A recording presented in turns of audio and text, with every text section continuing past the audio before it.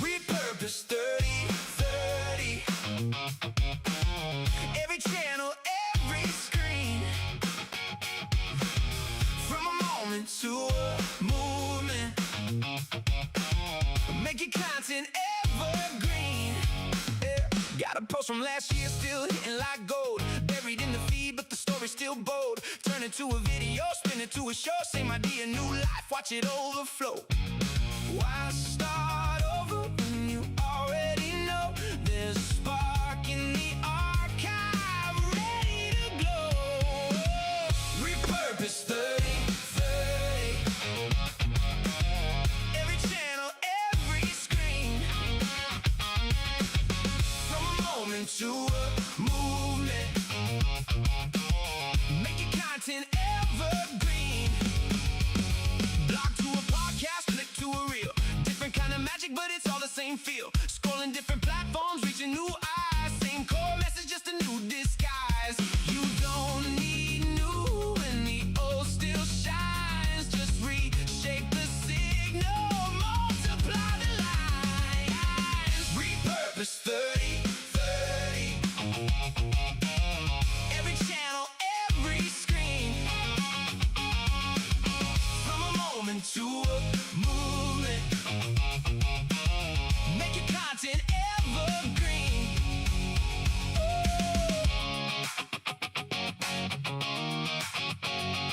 Eh, eh, eh, eh. 30 days, let it amplify. Take one spark, let it multiply. See your dreams in the midnight glow. Watch your whole world start to grow. Different voices, same heartbeat. Different channels, one repeat. You're not starting from zero again. You're just playing it smarter, my friend. Repurpose 30/30. Every channel, every screen. From a moment to a movement. Hey! Make your content evergreen. Repurpose 30/30. Every channel, every screen. From a moment to a movement. Make your content evergreen.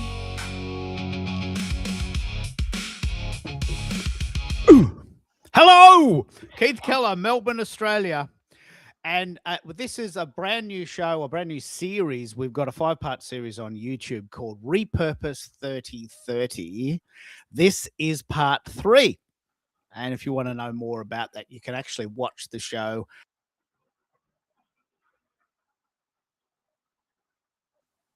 It keeps kicking me out of my own show. Can you believe it? I get kicked out of my own show. Not sure what's happening there, but you can actually listen to the replays on YouTube, and you can also listen to the replays on LinkedIn and Substack. They're certainly live there, and it's a lot of fun. But today, I got a very good friend of mine from Philly, or near Philly in Pennsylvania. Tell us what you're doing there, Christine, and how does this internet world play into what you do? Because I know you love the real world. Wow. I was actually married for 33 years, and 4 years ago I left my marriage. And I know people all over the world. And so the internet enables me to stay in touch with people all over the world and connect with people all over the world. And so my life story is going to impact women all over the world because I'm here to be there for them. My mission in life is to empower women to reclaim their self-worth, rediscover their identity, and redefine their destiny. One woman, one mug, one sip at a time, because I'm all about coffee. Oh, wow. Okay. And we've just had that chat. I'm a chai guy. Yeah. The thing that's really fascinating is that, I'm in Melbourne, Australia, and you're in Pennsylvania. Yeah, that is so awesome. And we're chatting live. Yes, on the other side of the world through our laptops. Can you believe it?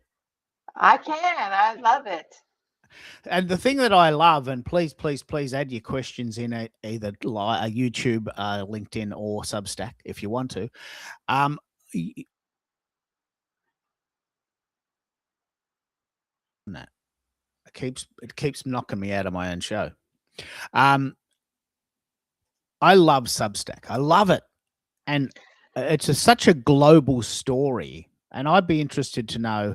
You said that you lived in 14. Was it 14 states in your life? I've lived in 13. 13 states. Which of the Pennsylvania is my 13th.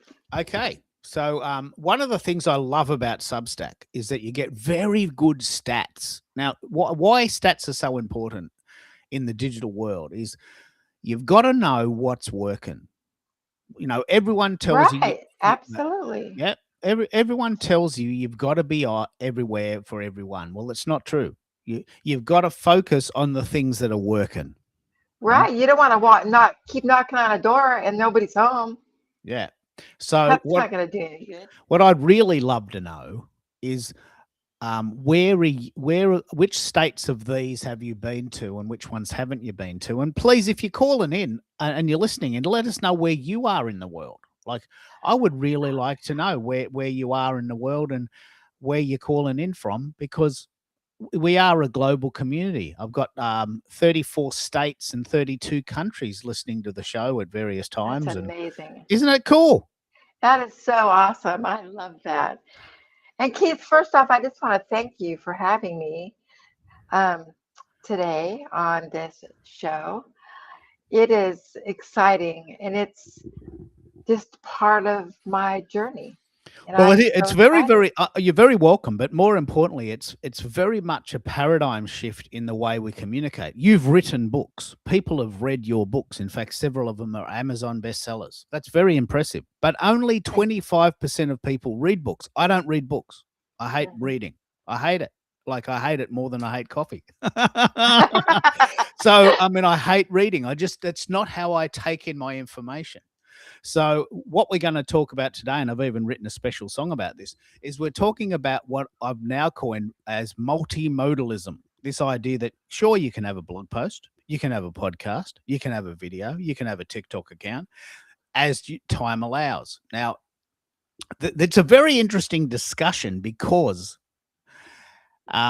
there's a lot of common sense around doing one thing. But just imagine, Christina, if you just wrote a book. Right? That's good. That's a great story. You've written a book, but that only accounts for 25% of the population. What about Right. one who needs your book that doesn't like reading? They miss Right. they miss your message. That's not a tragedy. But Well, not if it's on Audible, though. oh, that's right. They could do an audible book, so that's covering another 25%. So what we know for sure is about 25% of people love to read as a preference. They can do the Right. others, but they prefer to read. That's not me. Right? Me 25% either. of people love to listen. I love listening to music all day, every day, and I love making my own music, which I'll play a bit in a minute. And about 50%, the majority of people, which we know, love watching videos. So if Yes. I don't, but a lot of people do. And so if you want to get your message out, you've got to find a way to play in this video format. Now, you don't have to do this, but the thing is, as creators, you and I both know this, there's no point creating if no one's watching it. Right. I mean, Exactly. unless you like It's very, creating. I mean, it's like cooking a meal. Imagine going to the trouble of cooking all this food and then no one comes to eat it. There's no point, yeah, is there? I mean, unless right. you want to just eat it yourself. You got to cook for someone. I mean, I Yes. can cook, but I very rarely cook anything decent if it's just for me because I just can't be bothered. But my wife loves cooking, and we have these glorious meals because she knows, Oh, that's awesome. you know what I mean. So, what I'd love to start with is which of these states have you lived in? Which did you love, and where would you Okay. like to go next? Okay. I was born and raised in Southern California. when I was 20. When I was 20, I met um, my husband at Bible school. And so we got engaged. We took a trip over the summer. We got engaged in North Carolina. We flew there in the summer. Oh, wow. Right up the top. Yep. On the So border. when we were in North Carolina, he proposed to me, and then I bought a house in Asheville. I love Asheville. That's one of my favorite places. Wow. So then we moved back to California, and then we moved back to South Carolina. We lived in Columbia, South Carolina. And I'm not sure on that one, but that's where our first son was born. Okay. And then we moved. Yes. Is that the guy that works for Mike Rentals? Yes. Christian Miller. And he lives in Oklahoma, right? He lives in Tulsa, Oklahoma. Yes, sir. Yeah. So this is very cool. So you've lived in North Carolina, South Carolina. You were born in California. And then we were in Arizona. Which part? We were in two different moves. We were in Glendale, Arizona, and then the second time we were, was it the second or the third? When we were back there, we lived in Yuma, Arizona. We were planting a church there. Oh, yeah. Were you very far from Winslow, Arizona? Have you ever been to Winslow, Arizona? I've been through Winslow, going north. Do you know the significance of that place? I don't. There's a very famous Eagles song that says, "Standing on the corner at Winslow, Arizona. What a lovely sight to see." Yes. And at Winslow, Arizona, I've never been there, but I've seen a picture. There's actually a statue of a guy standing on the corner of Winslow, Arizona. Oh, that's beautiful. I love that. So, I mean, the thing that I love, I live in Melbourne, Australia. We have 6 million people. Geographically, It's very, very similar to Florida, but weather-wise, it's very, very similar to LA. Okay. Yeah, very similar, and probably more similar to West Virginia, I guess. High, it's, we have winters, but we also have really cool summers. But we're down the bottom. It's a flip. Like that's why they call us down under, because everything's the opposite. Down under. Yeah. So, what I love about this show and these shows is that I get a chance to share what I know. I get a chance to learn from others. And this is my learning style. I'm a kinesthetic learner. Like I don't like to read books because, to be honest, I don't understand them. I'm probably dyslexic. I don't. The words go in and I understand them, but I can't compute what they really mean. Okay. And for a very, very long time, I felt stupid because of that. It's just a disconnect in my brain that I see the words, I can read them out, I understand them, I even know some very big words, but I can't put them into a sort of a relationship with the real world. Whereas when I'm talking, I can see the point of going to Tulsa, Oklahoma. I can see the point of that. And luckily, I've got some followers in Tulsa, right? So my gut feeling, my goal this year is that I'm gonna make all of these gray states orange states, just for fun. Yeah, let's do it. So I haven't got anyone in Maine. I haven't got anyone in Rhode Island, Vermont, Mississippi, Hawaii, Nevada, Montana. And so suddenly there's something to say. The reason why this is very, very important, this is extremely important in the online world. A lot of people, and please correct me if I'm wrong, and please call in if you want to have a chat about this. A lot of people.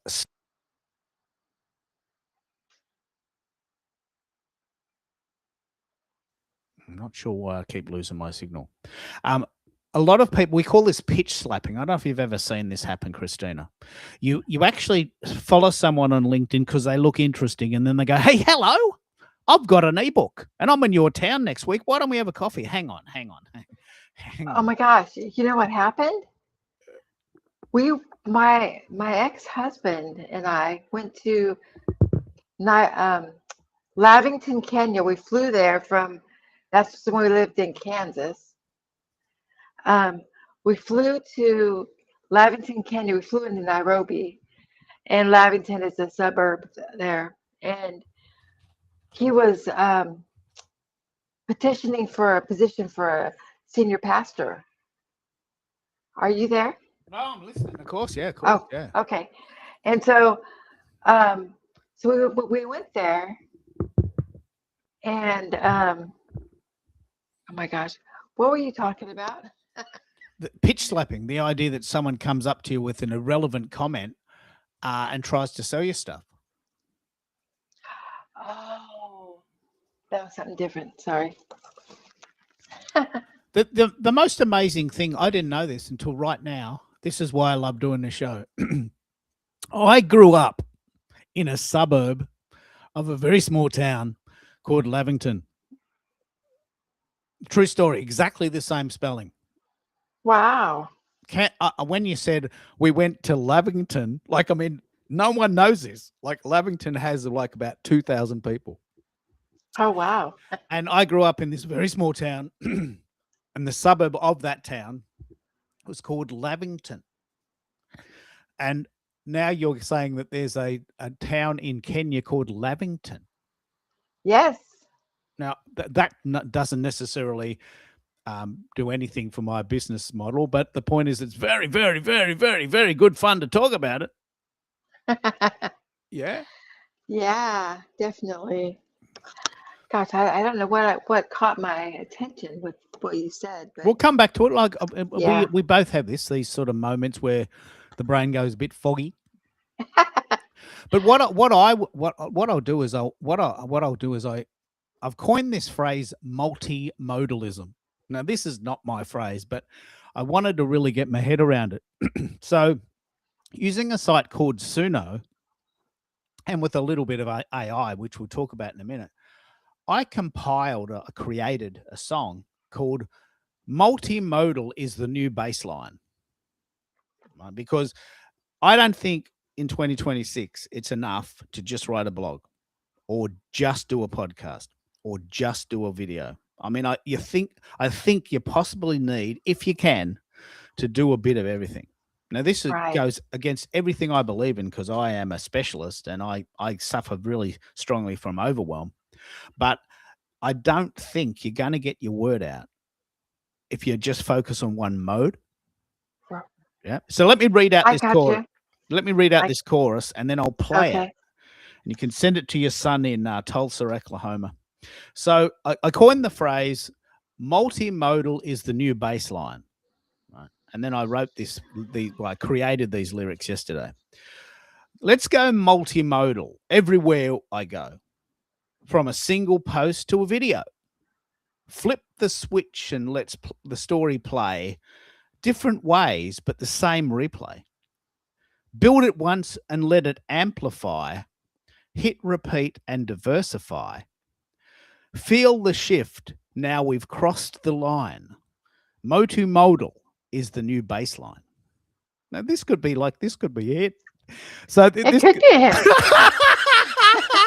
But the point is, it says something about what we're talking about. So with that in It mind, does. I'll play this song, and then we'll come back. I'll just see if I can get some other buddies on the call. And I just really think this sums up what we're talking about today. Have a listen to this. I only wrote this yesterday. It's brand new. Oh, awesome.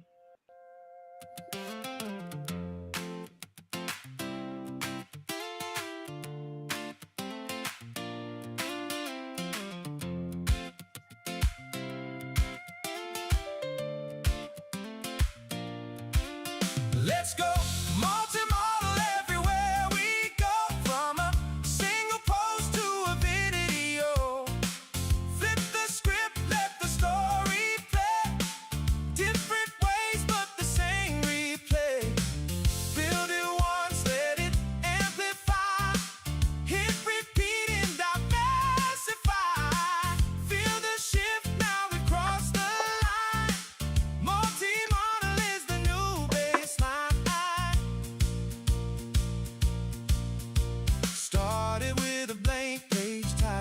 about a dream. Thought a single story was enough to be seen, but the world kept spinning faster every day. Now it's more than just the words we say. Turn it into motion, let the visuals flow. Every little signal tells the album where to go. From a post to a wave, watch it all expand. One idea reaching every hand. Let's go. Multi-model everywhere we go. From a single post to a video. Flip the script, let the story play. Different ways, but the same replay. Build it once, let it amplify. Hit repeat and diversify. Feel the shift, now we cross the line. Multimodal is the new baseline. Flip it to a reel, turn it to a sound. Drop it in a note, let it circle round. Every platform singing the same refrain. Different format, same heartbeat, same brain. Link it all together, let the story breathe. Give 'em more to watch, more to read. Now they're staying longer, diving deep. Living in the content that we keep. Let's go. Multimodal everywhere we go. From a single post to a video. Flip the script, let the story play. Different ways, but the same replay. Build it once, let it amplify. Hit repeat and diversify. Feel the shift, now we've crossed the line. Multimodal is the new baseline. It's a system, it's a rhythm, it's a living thing. Every post a doorway, every link going. From a thought to an info, watch it grow. You don't follow trend, you run the show. Text to image, audio to stream. Feel the light, the universe bigger than a dream.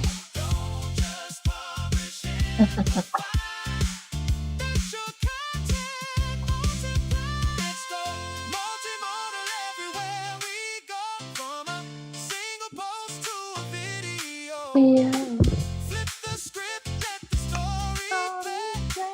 Different ways, but the same replay. Build it once, let it amplify. Hit repeat and diversify. Feel the shift, now we cross the line. Multimodal is the new thing. Let's go. Multimodal everywhere we go. From a single post to a video. Flip the script, let the story play. Different ways, but the same replay. Build it once, let it amplify. Hit repeat and diversify. Feel the shift, now we cross the line. Multimodal is the new baseline. See? Now, Yay! That was awesome. I just wrote that yesterday.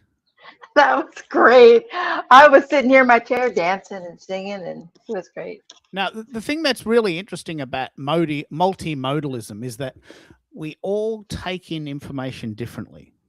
Yes. Like I love singing or songs. I love music, right? So if something was in a musical format, that would relate to people. People would relate to that. Like Schoolhouse Rock. Do you guys have that over in Australia? No. Back in the day, it was cartoons. It was a learning cartoon that would come on after, like in the middle of cartoons on a Saturday morning, Wow. and they would do like they would sing like how to do things about like English stuff or math, but it would be all to music, and it would be a cartoon too. That was really cool. Ah, yeah. Well, I used to write songs. I was a musician from 1982 till 1996. Right. All So right. I was a songwriter, but of course you've never heard of me because it's very, very, very, very, very, very, very difficult to make a living out of music. But what I learned how to do was to write little jingles. Right. That And was amazing. That and was so really good. let's go multimodal everywhere we go, from a single post to a video. Flip the Right? switch. Switch. Let the story play different Play. ways, but the same replay. Make play. Yep. Build it once and let it amplify. Hit repeat and diversify. Yes. Feel the shift. Now we've crossed that line. Line. Multimodal is the new baseline. So Yes. suddenly that becomes a way of understanding the world. Yes, I It- agree. You know, everybody has a different learning style, a different way they take things in, they comprehend things. Yeah, That's but why there's been so many different issues in schools, because they cater to one or the other, but they don't consider everything. yeah, I left school in year 11 at 16 because I actually felt stupid. Like I don't like reading, and that's all there was. And so I thought, well, there's no point me coming because I just don't enjoy it. I'm Right. not You don't get stupid. it. Right. I don't get it. Right. And so I left school in year 11 and, went into the world and moved to Melbourne and, did my thing. But it was a bit of a shame in a way because, I'm not stupid and I like learning things, but in the 80s, Yes. it wasn't available Right. to me. And I Right. Oh, I understand that. You know, we went to school in an environment that was sit down, shut up, and listen. And yeah, I'm a person, you've kind of seen a little bitty piece of me, but I'm all about interacting and conversing and hugging people. I mean, I'm a people person times 1,000. It's like yeah, sometimes if I have to spend too much time alone, it just kills me. yeah, it does. It's very debilitating, isn't it? Yes. Yeah. Okay, I needed to bring up that during that song, I actually figured out what I was talking about, Ah, there it is. because you asked me about, what did you say, pitch slap? Pitch slap. Yeah. Yeah. So I was bringing up a story from when my ex-husband and I were in Kenya, because he was petitioning for a pastoral position. Mm. So on our way back, we actually the Qatar Airlines, we had a plane change there in Qatar, and when we were there, they said, well, that we're not going to be able to get you out till tomorrow, so we're going to put you up in a hotel. And so we were in the hotel. I wanted to go check stuff out, and he was just not going to have it. So because I was like, I have a friend on LinkedIn that lives here, and he's been telling me what coffee shop to go to. And it's like, I've never met this guy, but we're connected on LinkedIn. Yeah. So he told me, hey, check out this is a cool restaurant, a coffee shop. And I'm like, oh yeah, let's go. And he was like, we're not going. No, we're not going anywhere. It was just really so yeah, about having the different connections on LinkedIn. It's like these people are all over the world. Yeah, we have a common ground on LinkedIn. It's amazing. You're right. So, for instance, if you got stuck in Melbourne, Yeah, you could call me. I'm calling you. Heck yes. And I want to actually talk about this. And this actually fits quite well into the Kenya story. I'm very proud of this. I actually have this concept called the Keithy. And what it means is it's not a selfie because I'm not in it. It's a Keithy. And what it means, and I want you to start doing this yourself. People come on my show who have never met before in their town, and they meet in person because they met on my show. Now, I'm very proud of that. That's awesome. So these two people were actually a very good story. They're both from Africa. Actually, I think Tanzania. Ah, okay. But they were both in America at the time, about 100 kilometers from each other. Oh wow! So oh my gosh, it's kind of like Where in the World is Carmen Sandiego? Have you heard of that? Yeah. So it's In like, fact, that's really cool. I took a sort of a take on that, and I have my website is Where is Keith Today? I saw that. Yes. Pretty cool. So That's awesome. I have this thing called the Keithy. Now, what that does is anytime two people come on my show and they meet in person, they sometimes do a little sign. Hey, Keith, we met. Thank you. Yeah. Oh, that's so cool. And I love that. another friend of mine, Bez, who you'll love, he's a people person. He lives in Atlanta. I lived in Atlanta. That's Well, one of the 13 states. so there's something you've got in common straight away. So Bez, who lives in Atlanta or outside of Atlanta, met with another person who lives in Atlanta, who they've never met before, and they would never have met except they kept coming on my show.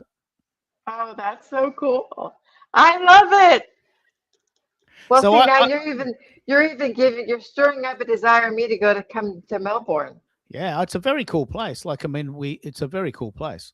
And I can do this for you because I've got quite a lot of friends in Philadelphia. Are you in Philadelphia or are you close to Philadelphia? I'm in Westchester. I'm about a half hour away. Okay, but you don't mind going. No, I love road trips and traveling. Yeah, no, I love it.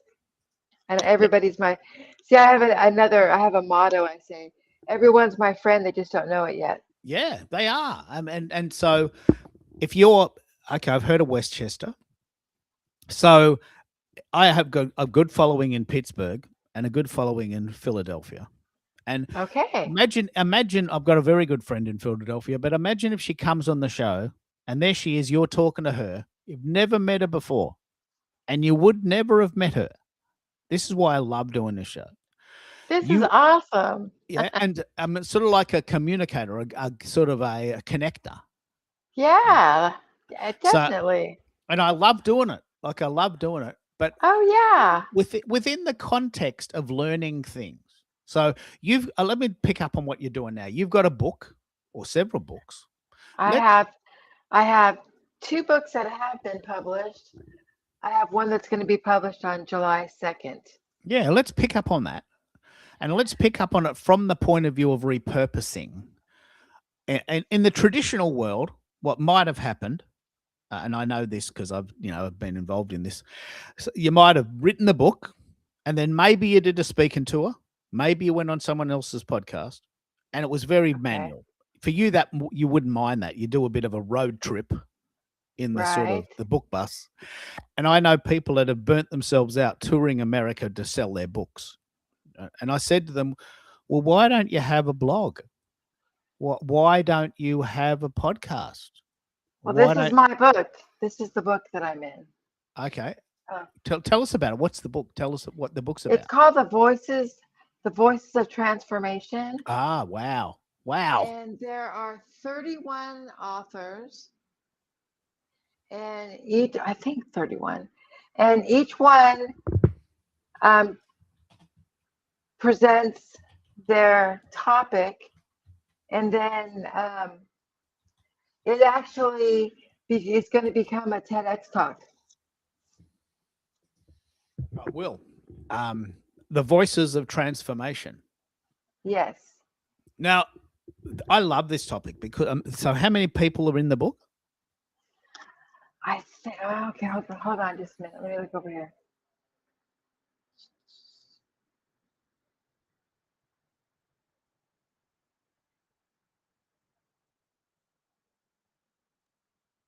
Yes, I believe there's 31. 31. Okay. Now let's just play this out. So you are one person who's written a chapter in a book and several other books. Yes. Right. And you have your own power. You have your own power. But imagine if you could tap into the collective power of 31 other people. Right. Yeah. You've all got something in common. You're in this book, The Voices of Transformation. That's what you have in common. Now, you could turn that into a podcast. I'll give you an example of how I did this. This is a very good idea. So you could be the guy. I want to share this very cool story about this. So yes. you could be the host, and you could host those 30 other people. The Well, the voices of, only yeah, can go. I Yeah, please. the only problem with that is that I can't do it because it's not my book. It's Elena Fernandez's book. She's the person that's um, compiling all the stories, and so it's published under her name. So she has all the rights to the book and to the stories. Okay. And are you in communication with her?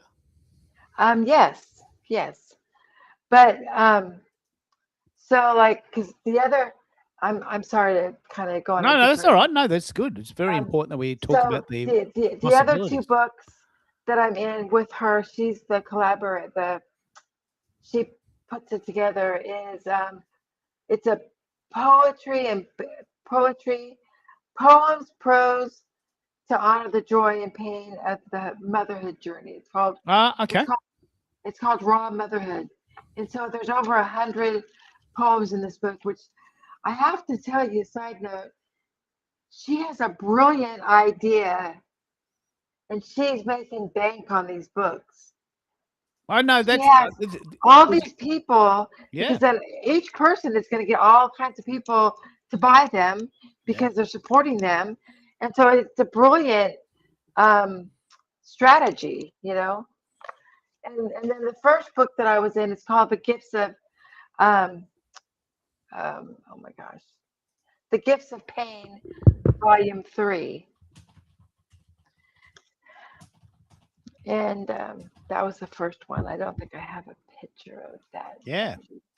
Let's pick up on this. Americo is a very good friend of mine from Toronto. And in the same way that I do these live shows, Americo does live streams. And I wonder whether it would be very relevant, Christina, for you and some of your friends who have written these or co-authored these books to be part of a series of podcasts or live streams. Americo, jump in. Do you ever work with authors that are selling or promoting their book? Christina's been part of several books now, and I just think this is an amazing opportunity. What do you think? Hello, how are we? Yeah, very good. Hi, doing great. We Thanks. played the Nice to new meet song. you. We played the new song, and we've talked about multimodalism, even though we can't say it. And Christina has written several books, so she's very familiar with the world of words. She's also very familiar with the world of in real life. She's sort of channeling Bez in a way, and but I'm talking about this idea that she's written a book and co-authored it with 31 other people.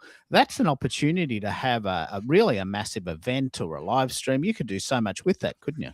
Absolutely. I do have a few relationships with publicists, and I'm in the Rolodex if Rolodex is still a thing, where where authors who want for the additional fee want to promote or have a live stream during their book launch. I'm I've offered my services. Yeah, it's a fabulous opportunity to plant roots around your book launch, but the beauty of it is it continues to do the heavy lifting for you, and all you got to do is repurpose that content, which is why I jumped on today. I was working on some repurposing, and I was listening in, and I have a few moments, so I figured let me jump in and say Oh, hello. thank i you. just Okay, i just awesome. caught the tail end of the song when I came in, but absolutely. To answer your question, is there an opportunity? Yes, and I totally get it. You don't have proprietary rights to interview all the other authors, but there's nothing stopping you from tooting your own horn. Correct. And my chapter is actually it was formulated to be a TEDx talk. So And that's will another avenue.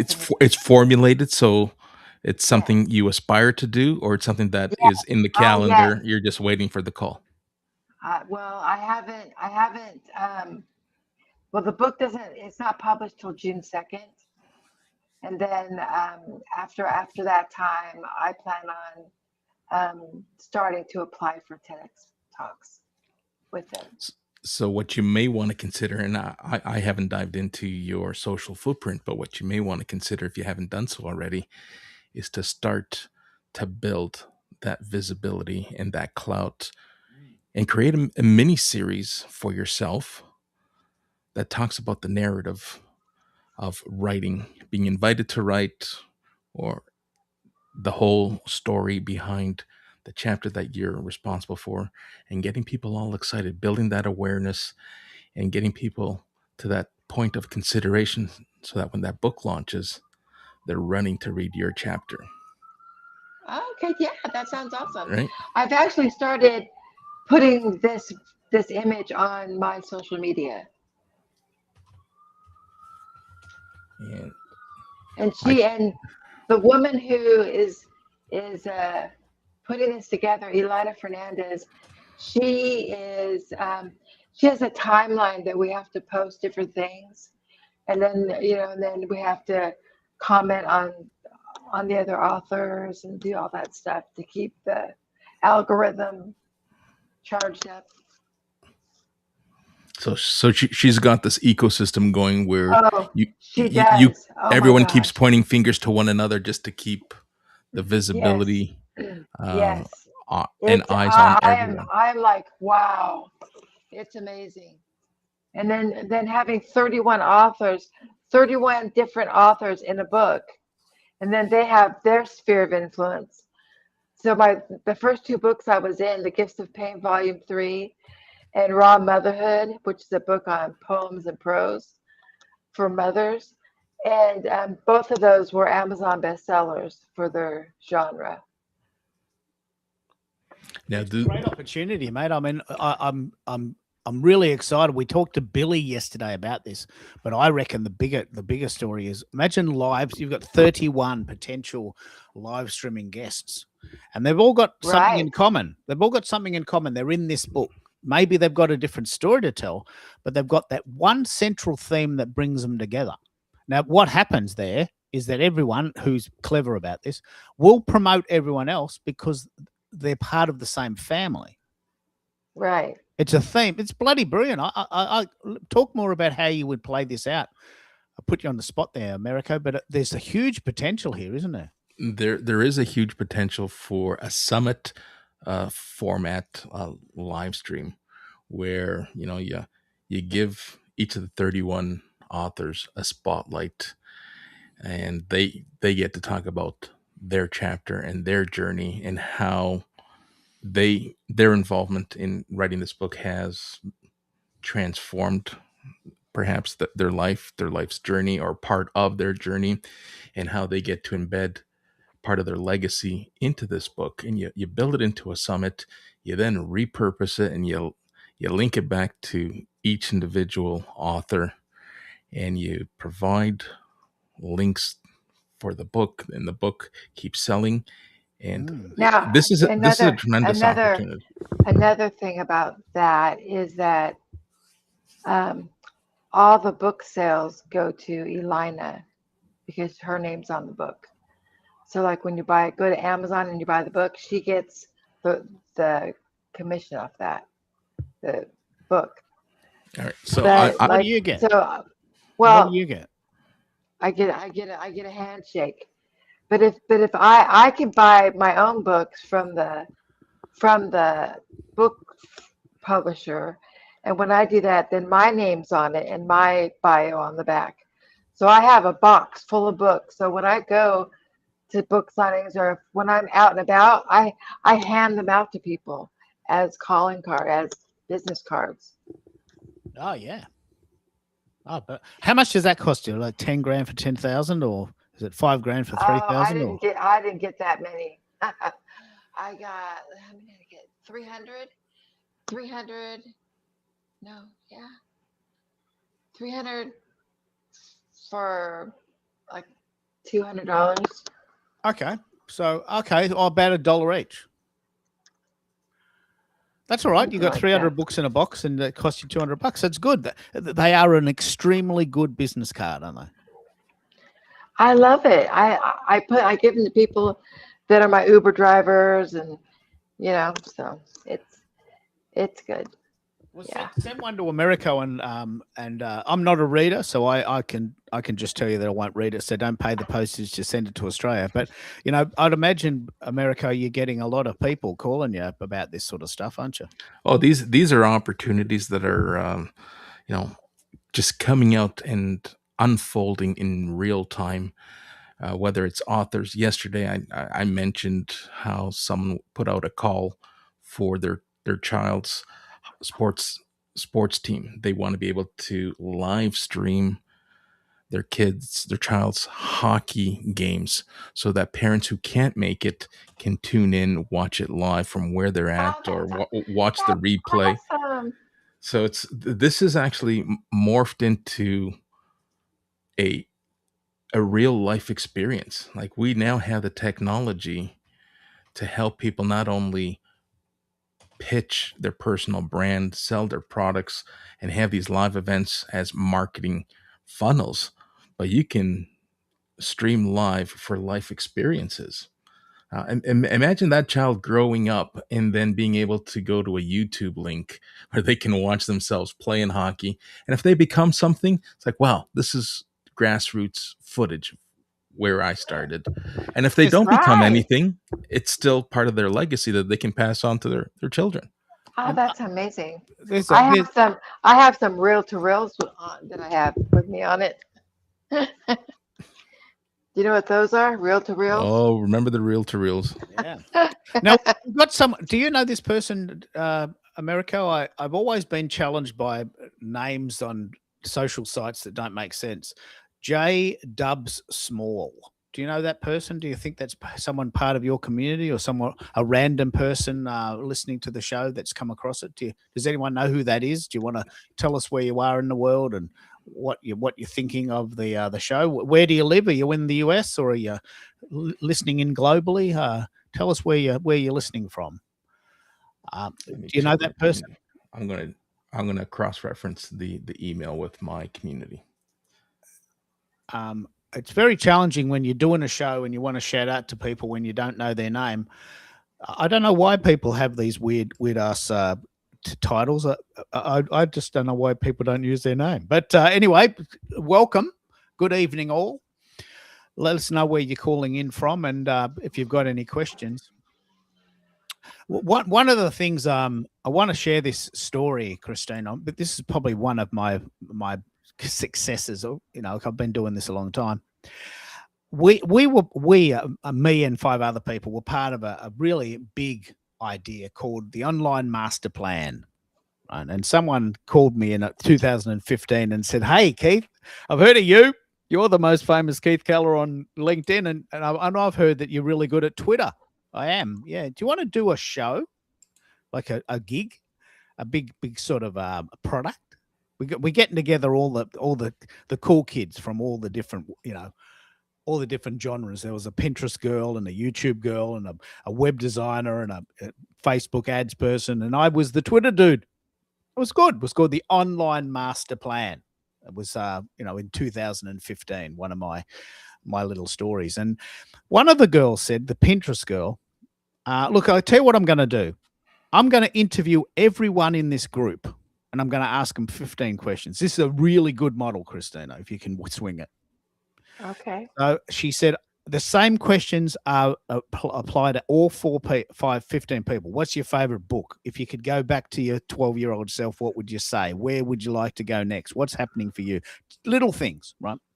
So we each got 15 questions, and she interviewed us, and then one of us, it wasn't me, but one of the others interviewed her. And we ended up with 90 little snippets that all went for 1 minute as an audio. Right? Okay. And we put it on iTunes because that's what it was called then. Now, we had 90 pieces of content that went 1 minute, and one came out every day for 90 days. Right? That particular podcast was top 5 on Amazon in the business section for 180 days. Awesome. We ran it twice. That's We ran it. So people would say, "Hey, 1 minute. What's Keith's favorite book?" What a hilarious concept. We know Keith doesn't like to read. He's read 3 books in his whole life. Which ones are they? So even they came out at 7 a.m. every morning, and they go for 1 minute. And people would listen to them on the train or in the car or, while they're making coffee. And went so well, we ran it again, and we were in the top 5 on Amazon, on iTunes in the business section, which is pretty hard to do. And the basic premise, and this is Laura's idea, she said, look, I'm just going to, it's a little snippet of what the show is going to be about, what the product's going to be about, a little teaser to say, we got a product coming, and here's a little bit about what Keith does and Bill does and Paul does and what Laura does. And it was a little teaser to show we're in the world. We're doing it. This is our life story. And by the way, there's something coming, so just keep your eye out. And it's a funnel. And I would imagine, and it's a bit of a shame that you can't be doing more of that, Christina, because this is the way the world works. We want these 1 minute snippets while we're on the way to work. Have you heard of stories like this, Americo? Have you got any stories yourself? There are stories where I've tried to encourage, and not just myself, but others like me, try to encourage others to create stories like the one you've just explained. Having transitioned and moved from the financial service industry in my corporate career, highly regulated industries had made it difficult for people to go on public domains and do this, because they couldn't associate themselves with the brands that they were working for, and it just became very clunky and full of red tape. So people just prefer not to do it. But now that I've stepped away from it, I'm trying to advocate, hey, here's an opportunity, regardless of, what industry you're in. People no longer make purchasing decisions solely on brands, but they now make purchase decisions based on individuals. They're buying you just as much as they're buying your product. Yeah, absolutely. We do the same. Yeah, I'm trying to convince people you got to show up, whether it's a 1 minute snippet or a strategy that starts to grow roots across the interweb. Right. You have to do something, because hope is not a strategy. Yeah. I want to share. Oh my gosh, that's crazy. I want to share another story, similar story, but different. Okay. In 2013, this friend of mine in LA said, look, you're pretty good at Twitter, yeah? Yeah. This friend of mine who's an actress teaches other actresses and actors to get gigs using social media. Do you want to do a video series with her? Yeah. Okay. It was very cool. Like, it was probably my most successful product. It was called Actors Tweet, right? And all these actors would call me and say, mate, I can't get gigs because I'm not on Twitter. Can you teach me how to use Twitter? This is a true story, the absolutely true story. And people would go to interviews and they'd talk to the person, and they'd do their audition, and they said, okay, look, you can act. That's good. I get that. You can act. What's your social footprint? I'm not very good. Okay, well, there it is.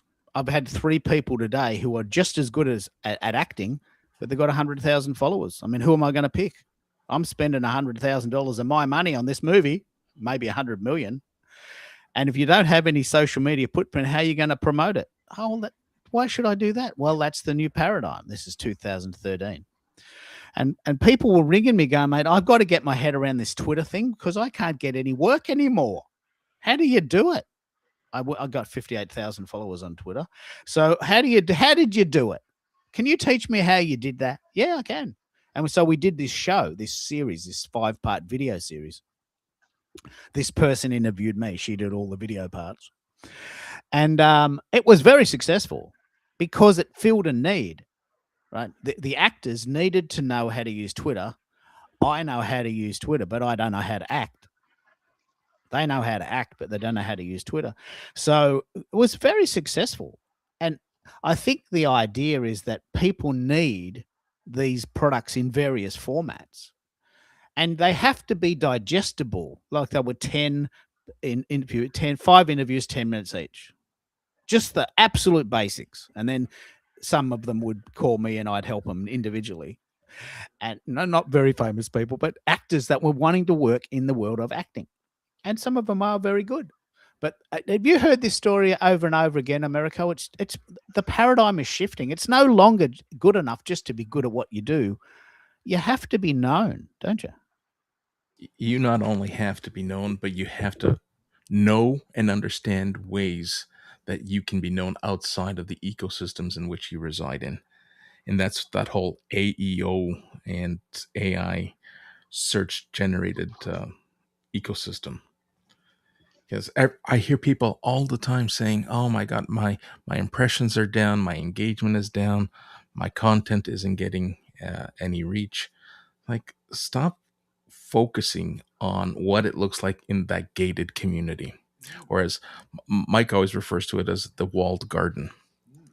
Stop worrying about the platform and how people on the platform are responding and reacting. Focus on writing with keywords that describe what you want to be known for, and you will be found and you will become visible outside of that particular platform. Of course, there'll be references and links that will point people back to those platforms where you're hanging out. But people need to shift their mindsets and stop focusing on tangible, or these are virtual spaces. Maybe tangible is not the best choice of words, but you got to stop focusing on, how you look and how you show up on LinkedIn, on YouTube. It's no longer about follower size. It's about discoverability, and you can be discovered with a small following. That's awesome. I love that. You- I want to interject for just a moment. please. I have just got on Substack a month ago. And so my goal right now is just to create a consistency and a timeline for people to see my stuff at the same time. Like I post on Tuesday, Thursday, and Sunday. I post around 2:30 in the afternoon. I do a note before. I do a note when I post it, when I publish the article, and then I do another note the day after. And so I'm pretty happy with, I'm building articles and putting them in a pipeline. So I'm not like like trying to throw things together, but I have like a set of stuff that's in line in queue to be published, and so I'm feeling really really pleased with that as far as for myself and for my own sanity. It's very, like, the stuff that I'm writing is very therapeutic for me. Yeah. It's therapy for yourself, isn't it? It is. And I've even I did one of my articles was on the accident that I was in when I was 17. I was in a nearly fatal auto accident, and I wrote about it, and because I publish on Substack, but then I do it on Instagram and Facebook as well. And I had a classmate from school comment on the article, telling me, "Christine, you have no idea." She said, "I feel so bad because I wasn't there for you like you needed me to be." And I was like, "You were great," like, because I have no recollection that she wasn't there for me. But she goes, I've carried it with me all this time, and I just need to tell you I'm sorry. And it was like, oh my gosh, it was, and it opened my eyes to really comprehend that this traumatic experience from me and my family didn't just affect us, it affected my classmates, because some people don't, everybody processes things differently. And so she just kind of withdrew, and that's totally acceptable because that's where she was. You can't expect something from someone that they aren't able to give. So it's just been a really cool experience for me. I love this. I think Substack's the coolest product I've maybe ever heard of. I think it's even better than Twitter. But it's a very good place, especially for writers. Christina, you are in the right place for a book.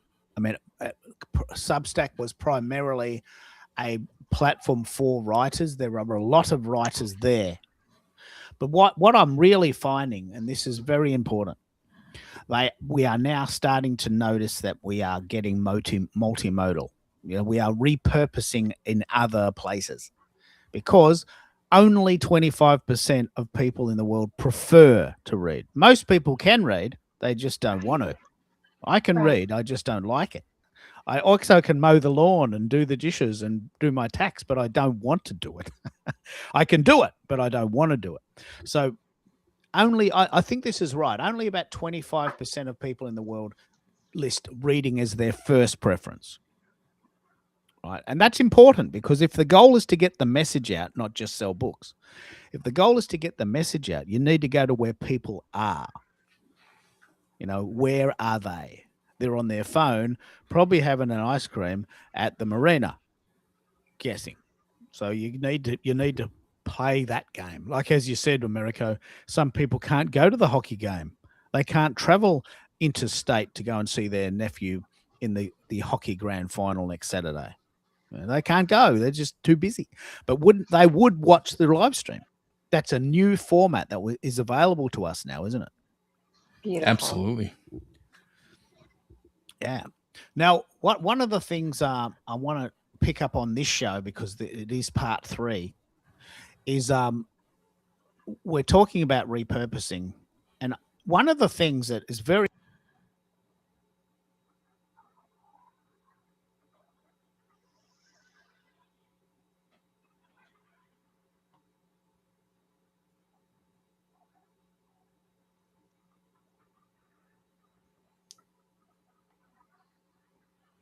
Did I lose you, Keith? He's been going off and on. every time I go to a graphic, I drop out. What a stupid format. Every time I go to a graphic, I get kicked out of my own show. I'm going to have to chat to him about that. So this is a very important format, Christina. Do you know of the content that you're already doing, which of the formats work best for you? Which examples do you want to share that we can pick up on and repurpose? Okay, when you're asking are you asking me what platforms? Okay, no, this is a very good sub-question. The question is really in 3 parts. What is the topic of the conversation that you're having? What format is it? Is it video, podcasting, or blogging? And on what platform is it? We can have all 3 are relevant. I wasn't going to divide it into those 3, but some things take off and some things just go away. So have you got any examples of things that have worked really well that we can pick up on and do again? Well, right now I have 10 articles on Substack. I have, let me see. I have, sorry. No, this is good. This is good because you'll get stats from those. That's a very good. You've got 10 articles on Substack. Which one went best? Oh, I think it was the one of my accident. Okay, so let's play that out. I had 100 views on that one. Okay, no, that's good. So you've done 10 articles. It's Christina, I think you've got some buzz there. I'll come back to you in a minute. The question we're asking here is, what is your most popular content?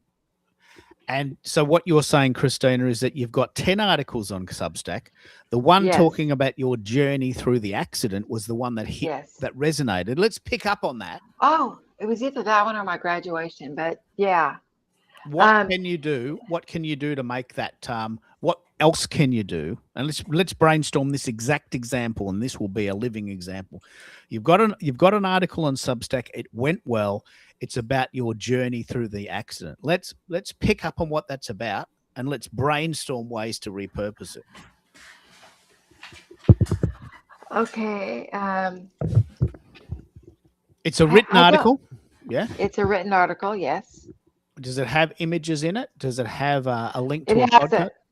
it has an image on the top. Yep. Okay. That's good.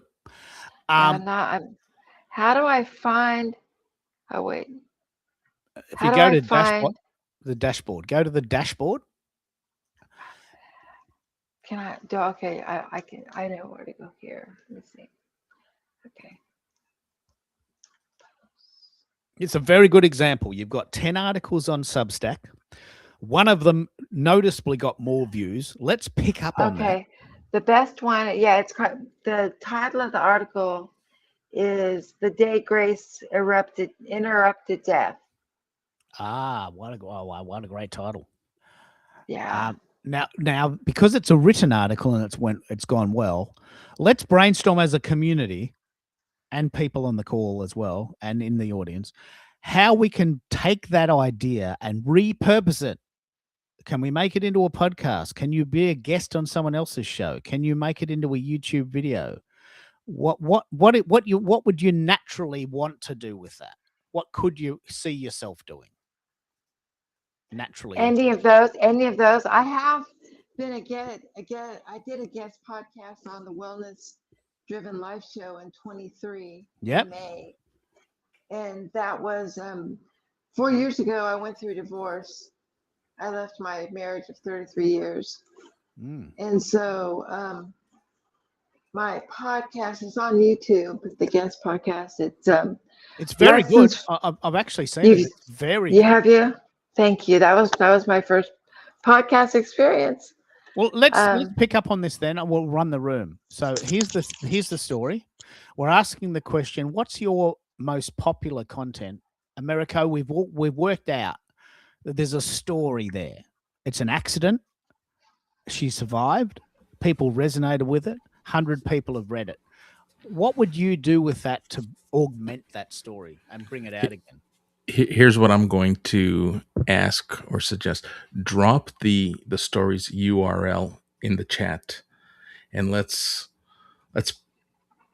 work on this together. I want to be able to see it or glimpses Okay, of hold it. on. Yeah. Let's have a And look at it. Yeah. Okay. Okay. Hold on. Now, while we're doing that, Christina, jump in. We're asking the question: what's your favorite or your best performing content? While Christina's finding that article and sending us a copy, have you got an example of a piece of content that's worked really well for you? I actually was surprised when a simple response to a comment got 17,000 impressions. Oh, wow. What happened? Tell me that story. Oh, but the reason why I was surprised is because it wasn't anything special. So, but it you never know what's going on, who's there, who's reading. But it was simply my thoughts on consulting as a business today in response to a bigger article that was on the same subject. And it mustn't have been more than 3 lines. But because the conversation was lively to begin with, so I cannot really take credit for it. What happened is that a lot of people were engaging with it. And it taught me something. It taught me to, when I place a comment somewhere, to go back and see what's going on, because the conversation does continue. And it was not so much the number of impressions that got my attention, because I didn't go back. It was because a now client reached out and said, "Hey, I just wanna book an appointment because I saw your comment on this post and I looked at your profile."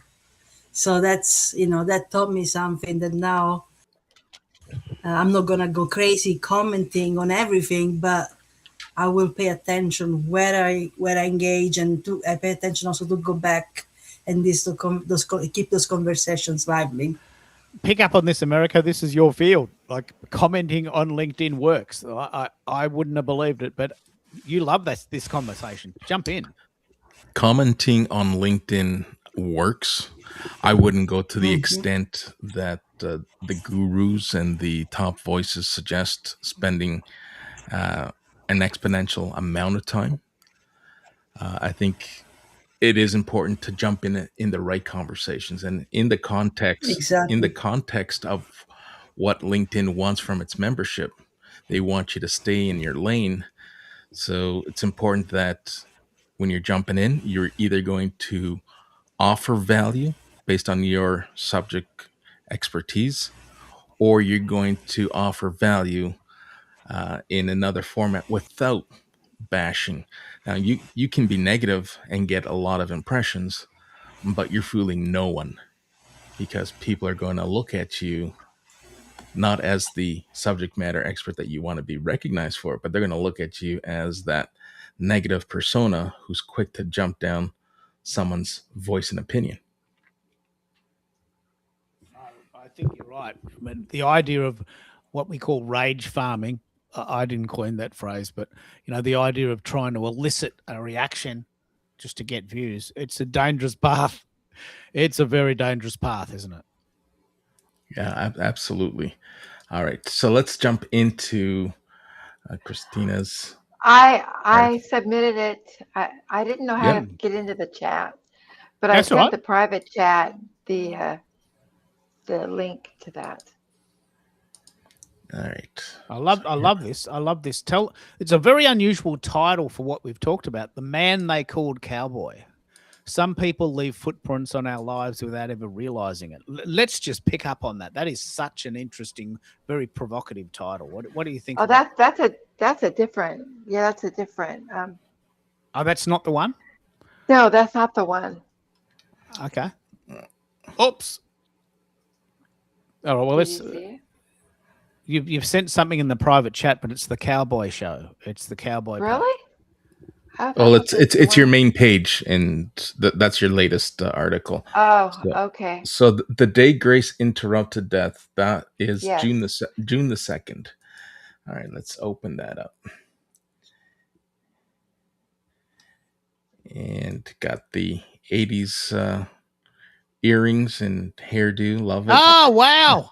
Wow. That's my senior photo. All right, I'll send this to everyone in the group, and please yell out if you Thank want to. you. If anyone wants to know how to promote this, this is very, very good. It's an article that's already done well by itself, but let's brainstorm how we can do more with it, because this is exactly what we're talking about: repurposing content. So if you were to break up these paragraphs, you talk about family, you talk about friends, and you talk about neighbors, you can write, repurpose, and change the narrative, and each time write about a specific niche or persona. Write a story around how this impacted the family. Write a story how it impacted either your friendships, or you're writing it from instead of writing it in the first person, write it and collect thoughts from people who you were surrounded by and how they were impacted or influenced by this um, life's moment that Okay. you not only experienced, but there were people by your Right. side who were experiencing it as well. Now, I wouldn't expect you to go and reach out to the doctors and nurses, but you might have Well, some that's insight, cowboy. That's right? cowboy. Is that what so the cowboy is a spin-off from this story, right? He's the respiratory technician. Awesome. So When you're I was, yeah, when I so was you're in, go ahead. sorry. So essentially, you're already doing that. You're piecemealing it, and you're building on the story. You're creating new chapters, Yes. and those chapters are coming out in the form of new Substack articles. That's beautiful. Yes. Continue to Yes. build on that. Yeah, I spoke about the chaplain that, the chaplain that offered my parents a place to sleep because they didn't leave the hospital. And so they slept in his office. Here's And yeah, I just here's lots something of else you different might things. want to look at in terms of a series. Keith refers to, uh, a podcast series or a live stream series. Look at the treatments. Perhaps reach out and connect with people on LinkedIn, neurologists, therapists, and interview them. Okay. It's like, hey, here's my my story. I'd love to jump on a call, uh, whether it's a podcast or whether it's a live stream, and I'd love to share my story, and I'd love to have you share from a medical professional's lens for anyone who has suffered or is currently suffering, how to deal with this. And you turn it into a conversation. And if you get enough professionals to which impacted and influenced your healing and your journey, you might get a book out of this or another book out of this. Yeah, it's bloody brilliant. Great, That great is. stories. Christina, I would love to hear your thoughts on this idea of a personal story through the lens of LinkedIn, because I know you're a LinkedIn expert or a LinkedIn coach. What would you say LinkedIn would like us to do with this? Do we need to keep clear of these personal stories on LinkedIn, or is there potential here? Uh, Absolutely not. I mean, these personal stories are important on LinkedIn. You know, people people think LinkedIn it's all about business and being serious and not being able to share who you are, your journey, your feelings and resilience. But it's actually quite the opposite. It's what stays in people's mind, how people remember you. So in terms of how this content could be repurposed, or you can pivot from it, if you want to apply specifically to LinkedIn, but other platforms, I think it could be good on other platforms too. It is the main the core subject of it, that learning to walk again, the healing journey that can be applied to a lot of things. Learning to walk again in your case was a real thing, but a lot of people are starting over, restarting, after trauma or anything that happened in their lives. And usually it is even more impactful when it's happening at a moment in our lives where it's supposed to be a milestone. That you are high school, looking forward to graduation and all that, and your life gets interrupted. All of a sudden, things that we were looking for that really mattered got a pause, and you're only here to tell the story because you had the resilience, and that resilience applies to everything that you're doing in life. And just like Americo said, um, um, you might even get a book out of this. It's very much about mindset. How Thank cool is you. that? Yes. How cool is that, Christina? I'll just jump in on That is that. amazing. And Yes. the reason why this is important, the reason why this comment is important, is that you've already got content out there, 10 articles on Substack, but one took off. And the question we need to ask is, when something takes off, how can you reuse it? Now, this is, see how I just dropped out there when I actually went to my own image? Can you see that? I've got to have a chat to them about that. So, Christina, the key question, let's see if this happens again. How can you repurpose your content when you know that this is a story that's resonating already? What do we do? I think this is very important. How do we? What do you think, Christina? You got some thoughts? Well, a podcast, as you guys were discussing earlier, comes to mind. Uh, a book, a series of motivational quotes, inspiring anecdotes, or even a newsletter. But the thing is, it's one story. So what happens is that we know that the end result, we know that the transformation is really what resonated. People read it because something happened in this story. So focusing on that and dissecting it into different aspects is how you can repurpose. Ultimately, you really own the story. You also know the behind the scenes that didn't get to the written word itself. So, if you think of that whole experience in your life and dissect it in a multitude of ways, especially when it comes to what really changed for you, how did this really changed you? That's how I would repurpose it. Okay, thanks. Let me just see. I'm going to have to be very clever here. Christina with an H. Christina without an H. That's how I might have to say that. Okay. So Christina with an H. How do you say it? What would you do here? How would you repurpose? What's your natural gut feeling from what we're talking about today? Well, yeah, absolutely. I'm in the midst of doing several things, but I don't want to spread myself so thin that nothing really gets done well. So, like I mentioned to you, that I'm starting with Substack. I definitely want to have a podcast. I definitely, I'm in the midst of writing two other books at the moment. Not specifically on the accident, but it's kind of like the first book I'm in the midst of writing. It's a devotional because I just Mm. went through a divorce after a 33-year marriage to a pastor, and so um, I'm writing a devotional to empower women to reclaim self-worth, rediscover identity, and redefine destiny in their great seasons of life. Yeah.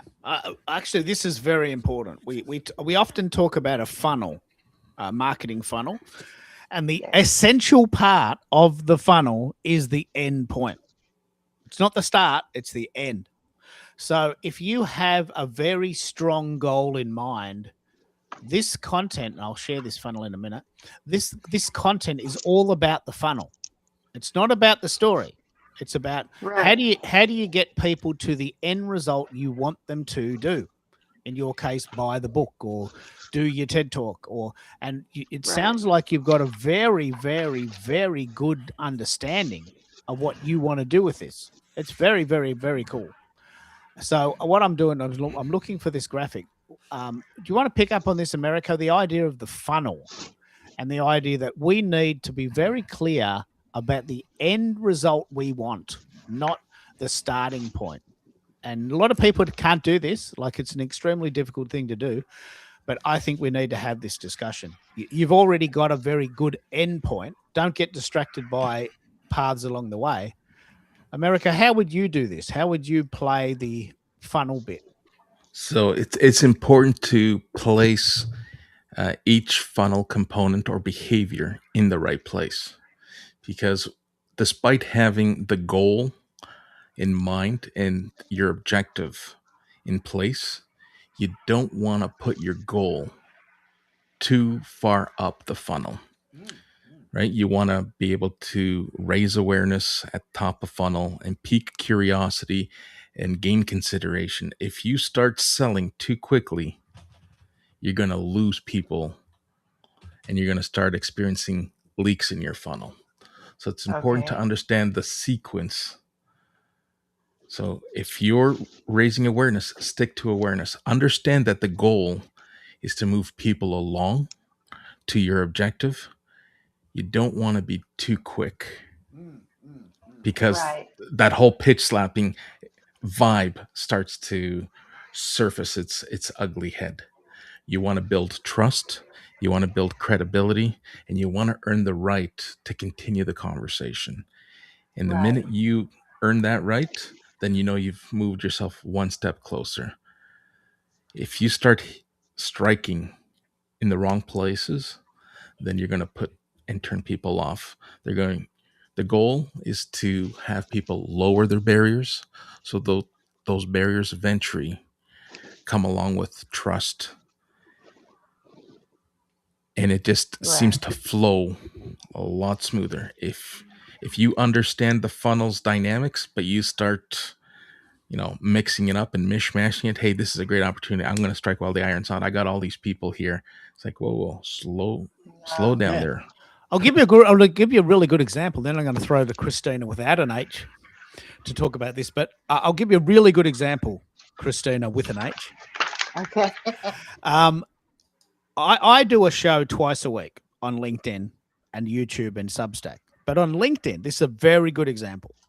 On LinkedIn, you can send 1,000 invitations per week to your community to say, hey, guess what? I've got a show next week. Why don't you come?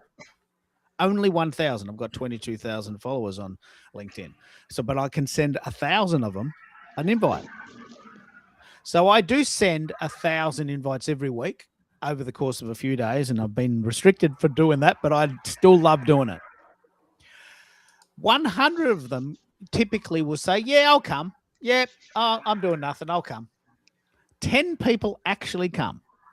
This is a true story. This happens every week. And because you were on the show yesterday, or you were listening to it at least. Yes. I invited 1,000 people to that show. 100 people said, yeah, I'll come. 10 people actually came. This is a classic funnel model. These numbers are very, very accurate. Would you agree, Christina, without an H? Am I on the right track? Would you agree that that's, in many ways, that's probably quite cautious, isn't it? What do you think? Yeah, I agree. And also I think when we send those 1,000 invites, we really have to plan a little bit and not just send them randomly.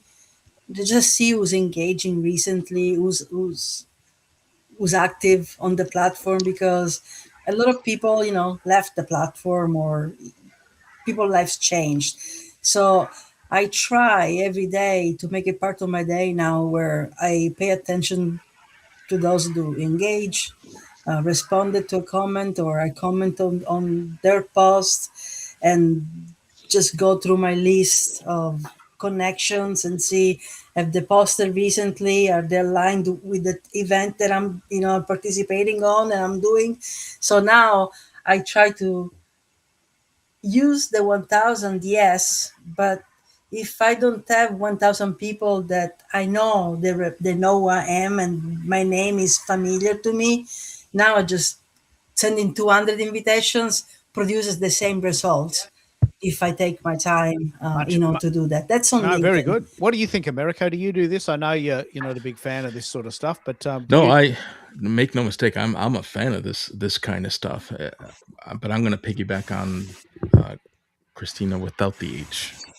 I will stretch it out and methodically look at who I'm spotlighting, who's going to be my guest on my live stream sequence. Look at their geography. Invite people in their state or in their surrounding states, because there's proximity. If someone's going to reach out, they'll probably want to learn more. Someone who is within driving distance. Sure, we do business and conduct business virtually, but some people just prefer to sit down and talk to people. So I think of geography first. Then I think of subject matter expertise and bring like-minded people to the conversation, because that's going to drive engagement. And when people start engaging in your live streams, they're going to open you up to their community, and you're going to gain visibility. The 1,000, I'm not opposed to sending out the 1,000 that LinkedIn allows. I've had people who have left the platform or aren't defined as people who are engaged. They come in periodically, maybe a handful of times a year. But I've had people who have reached us like, oh, I'm sorry I missed this. I watched the replay. This is fascinating. And they engage at that point. So don't be afraid to leave those breadcrumbs, because there are people who pick up those breadcrumbs. That's right. Yeah.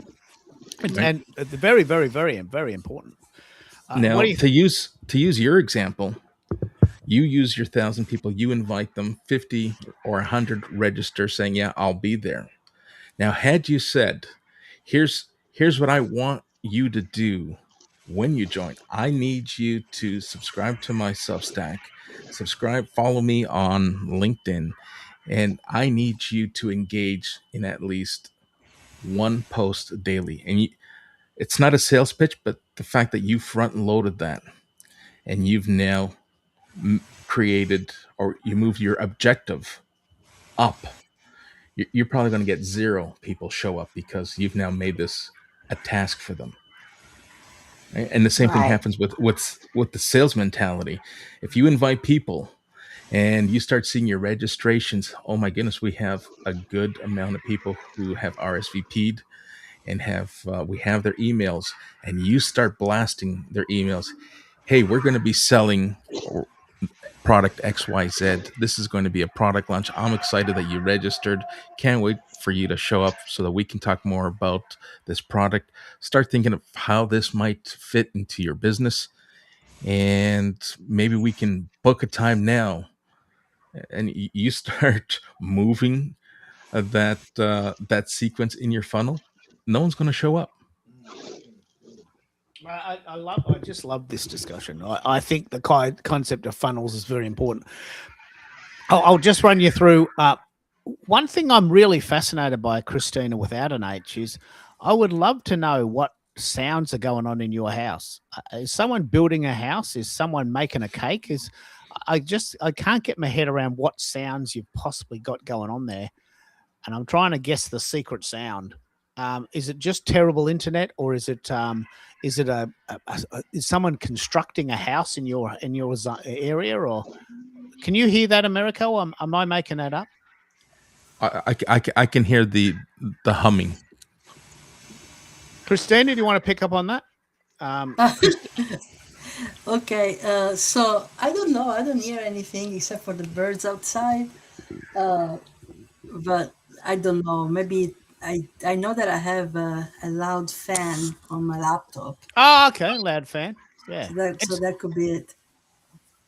it's But I wanted to. Yeah, go ahead. You go. No, this is important. I don't want to get too hung up on this because we're really, really focused. But the sound is quite difficult to hear. It's very difficult, Christina. I don't know if anyone else has mentioned this, but it's quite difficult. Yeah, not really. I mean, I don't know. It really depends. Can you hear that? Right now, can you hear that, Christina, with an H? Yes. What? Can you describe what you're hearing? Am I just making this up, or do you hear that sort of loud hum in the background every time Christina speaks? Every time I speak? Christina without an H. Oh. Can you hear No. Can you hear it? I haven't noticed it. Okay, no worries. I'll let it go because that's not the point of today's conversation. Yeah. But all right, so you're the expert. You have oh, he has magical ears. He's taught me to hear things that I never once was able to hear. And sometimes, it could be a blessing and a curse all at the same time. I'd love to add an invitation here. Christina with an H. Yes. We're talking about marketing funnels. We're talking about a book that, is it an anthology? Would this be considered an anthology that you're part of? How's it described? Oh, it doesn't matter. It's a collaborative project. All right. So you have all these moving parts, and I understand people only have so much bandwidth. Right. But feel free. I'm going to drop my community invite in the private chat, and I host a private community. You're not going to be sold to unless you reach out to me and say, hey, I need some help. It's free to join. There's resources and a place where you can bounce ideas, questions. And when you are ready to build content and build a visibility strategy, I'll be there for you. Come hang out with us. You. Come hang out with us. Let's get you, whatever it is. I'm not saying that you're not ready for TED Talk. If you're talking TED Talks and that's in your lane, you're going to get there. But I want you to gain as much visibility and notoriety for all the things that you're already doing. And I want you to be part of what's happening and what we're building on school. The community is called Your Stage Live. I'd be happy to spotlight you on one of our segments and demonstrate to you and to our community members what live streaming does in terms of value. Because I'm all about building brands in real time. I can fill a classroom with resources and people can read it, and I can host workshops, which can be effective. But there's nothing better, in my opinion, than working it out in real time. We're Yeah, gonna bouncing. hope. Let's pick up on this, That's Marco. exciting. Tell Christina, both Christinas, about school. Why? I know you love it. Tell me why you love it. This is a very important conversation, Christina, with an H. That Yes. school, SKOOL, Yes. is an amazing site that focuses on online learning for those people that want to be part of a community. It's an extremely good site, and Americo's gone to the trouble of setting up a community. He's got over 100 people there. Tell us about. Wow. It's very good. Tell us about what that means for people who haven't heard of it yet. So, school in general, or my particular school? School in general, but morph into So, what you're doing. all right. So, school in general is a product that competes with high level, Circle, Kajabi, but it's unique in the sense that it has an interface that is easy to use, and the founders and I guess the angel investors. Harmozy is an investor, and he speaks highly of school, but based on its relative ease of use.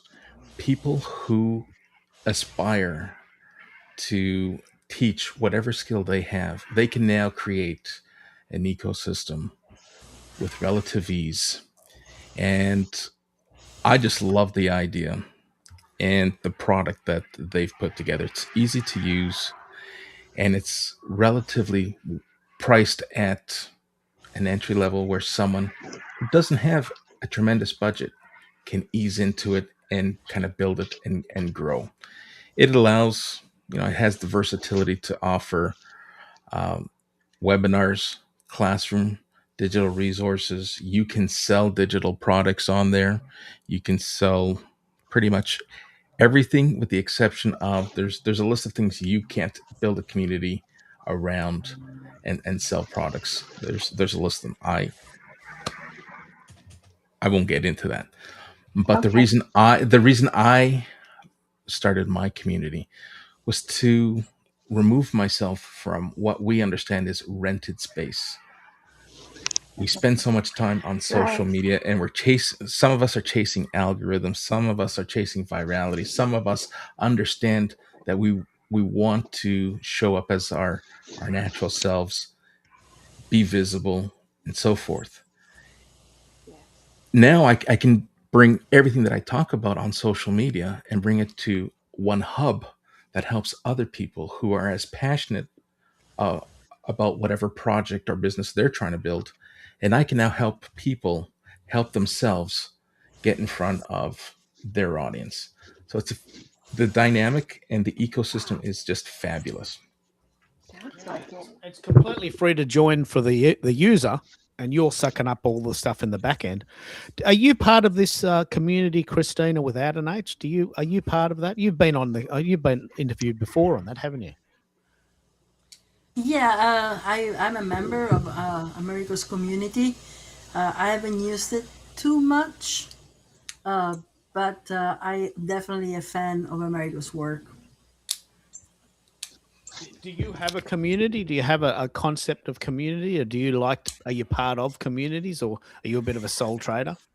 Well, I do have a concept of community, meaning that I have those that I work with and former clients as well that are returning clients, and for them I do a mini Zoom session. So that's my sense of community. People that have worked with me before, that perhaps have worked with me for 6 months, and they still want to stay in touch and have that extra set of eyes. So I do have a little membership that they can join, and we meet once a month. That's my community in the building. In it's still building and growing, but that's my community. Currently 6 people. So it's not hundreds of people, but it's 6 people that are coming back every month, and they committed to come back for a year.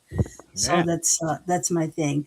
But in terms of Christina with the H, Yes. so Christina, I wasn't here at the beginning of the conversation. So you said that you plan to write more books. Writing is your thing, right? Writing and public speaking. Writing and public speaking. Okay. And you Yes. said that you have a couple of books in the works. I do. I have the devotional. It's From Pain to Pour, and it's empowering women in their grace seasons to reclaim self-worth, rediscover identity, and redefine destiny. One woman, one mug, one sip at a time. I'm really big into coffee metaphors. Okay. And then the other is a devotional also, and it is espresso yourself, be bold, be you, a shot of perspective for your daily grind. Ah, I love that. Espresso yourself. A shot of inspiration. I love that. I love that. I own the trademark on espresso, Keith. Sorry. Do you? I'm Italian, of course. I'm joking. But what I wanted to say to Christina with an H is okay. So if writing, speaking, of course, is your thing, and right now you are on Substack, you already have that funnel built in those people that are subscribing to your newsletter, because now they're becoming your fans. They're getting used to your voice. You'll see how many paid memberships, subscription or unpaid, doesn't matter. Whoever is subscribing, even with the free subscription, it means that they want to see your writing in their inbox. And so those are your leads. When your book is about to come out a month before, you can do pre-orders, and you can tell all of your subscribers that you spent time building with your consistent articles. You can tell them in that newsletter, here's my book coming out on this date, pre-order here with a paid link. And that's another way to repurpose all this content that you're creating and these stories, because what you're doing, you're building your list, and Yes. you'll have raving fans that you can inform of your book or your event, your talk that you will be doing, and all that. So that's the funnel right there that you're cultivating right now. Thank you. That's encouraging. Yeah, Yeah, so I've keep been being active. I've been on there for I guess for about a month, and I have 64 subscribers. Mm, 65 if you just accepted mine. yeah. Okay. The Thank thing that's you. very, very cool about Substack is that people that use Substack love to read. It's fundamental. It's a very, very targeted. It's a very, very targeted community. People know what Substack is. It's reinventing itself to do other things, but Substack is a reader's platform. So people And go there to write and to read. So you're in the right place. yeah, and Christina's numbers are encouraging, because so I'll tell you, I'm on Substack, but literally this month I decided, okay, I'm gonna be consistent there, because I've been there for years. I have a large following there, and so on Substack I'm kind of a newbie, and I was trying to understand who's there, who's reading, the style of how people are writing and communicating with each other, because every platform is different. So Yes, I have also 60 subscribers, but I gotta think my last 10 in the last week, right? So it takes time, and definitely when you disappear like I did on, I was there, I wrote something in March, and then I didn't write anything until June. You lose that momentum, and people expecting you to write something new.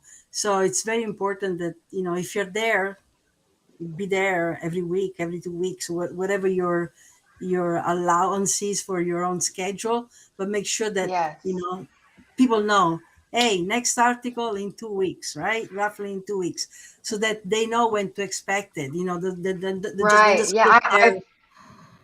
Yeah, I'm in the midst right now of building my rhythm. I post on Tuesdays, Thursdays, and Sundays, and I post Bingo. around 2:30 in the afternoon. Yeah. People will start to see that. They'll start to get that. They'll start to look forward to it. Yeah, and then I post a note the day before. I post a note before the day that I post the publish, and then I post a note the day after. And so I'm working on building up a pipeline so that I'm not, um, you know, rushing to get things out. I have it planned. It's scheduled. It's going out. So far in this month that I've been doing this, my articles have had 713 views.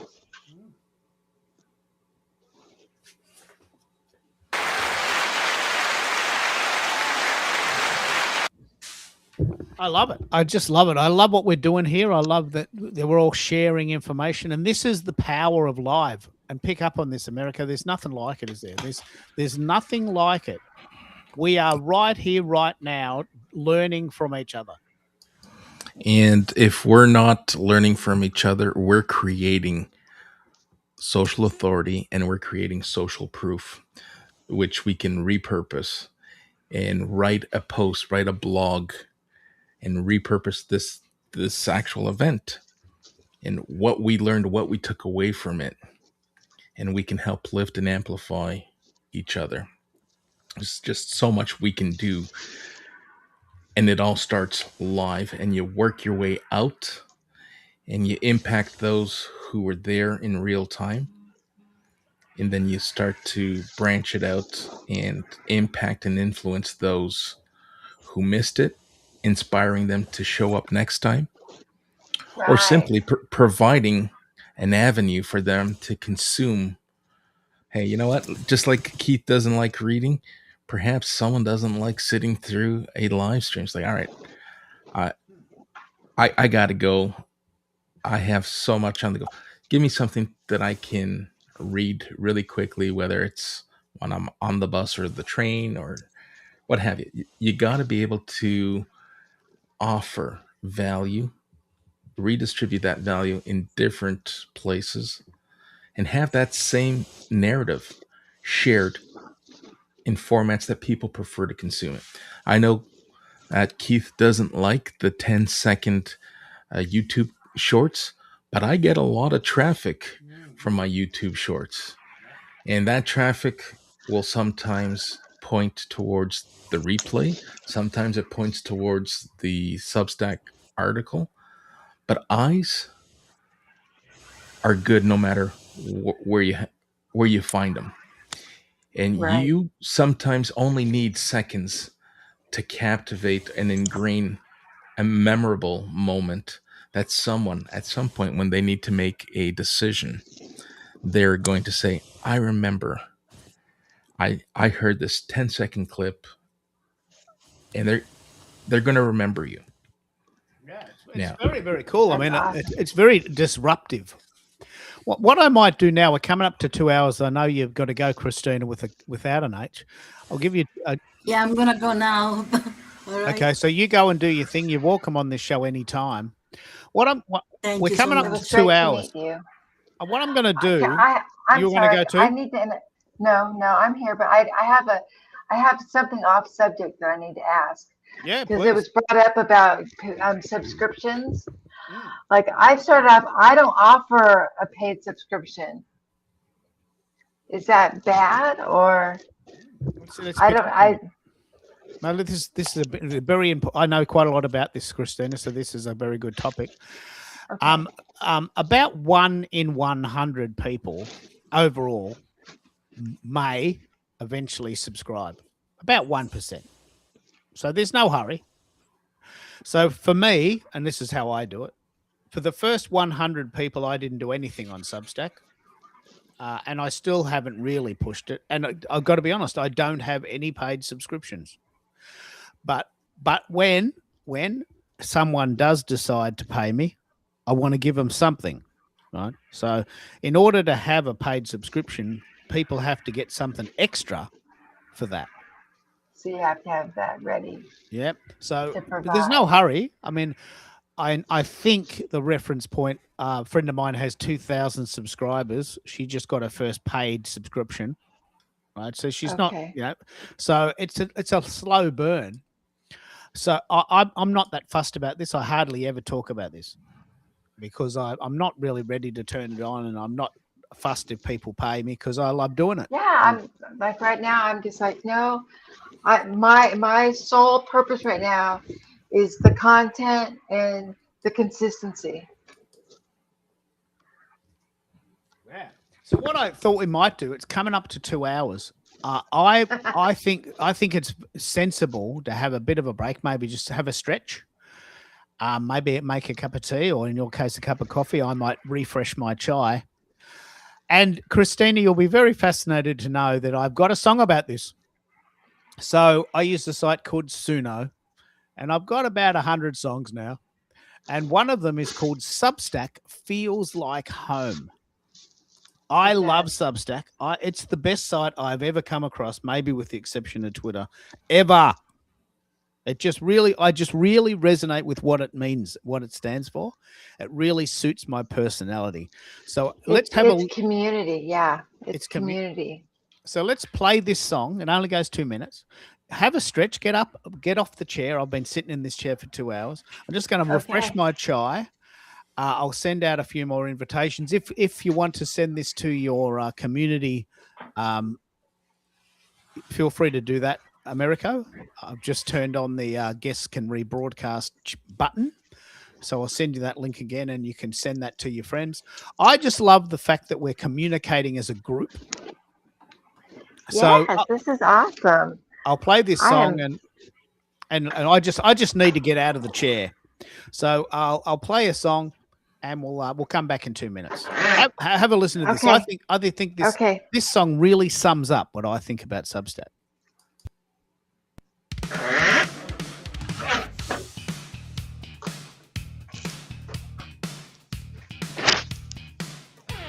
Substack feels like home. We're live streaming, so we're not alone. More than just words, now we're homegrown. Yeah, Substack feels like home.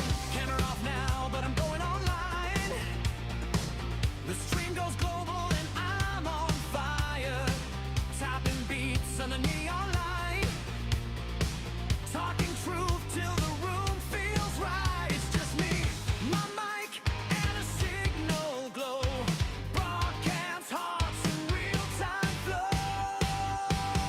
Substack feels like home. We're live streaming, so we're not alone. More than just words, now we're homegrown.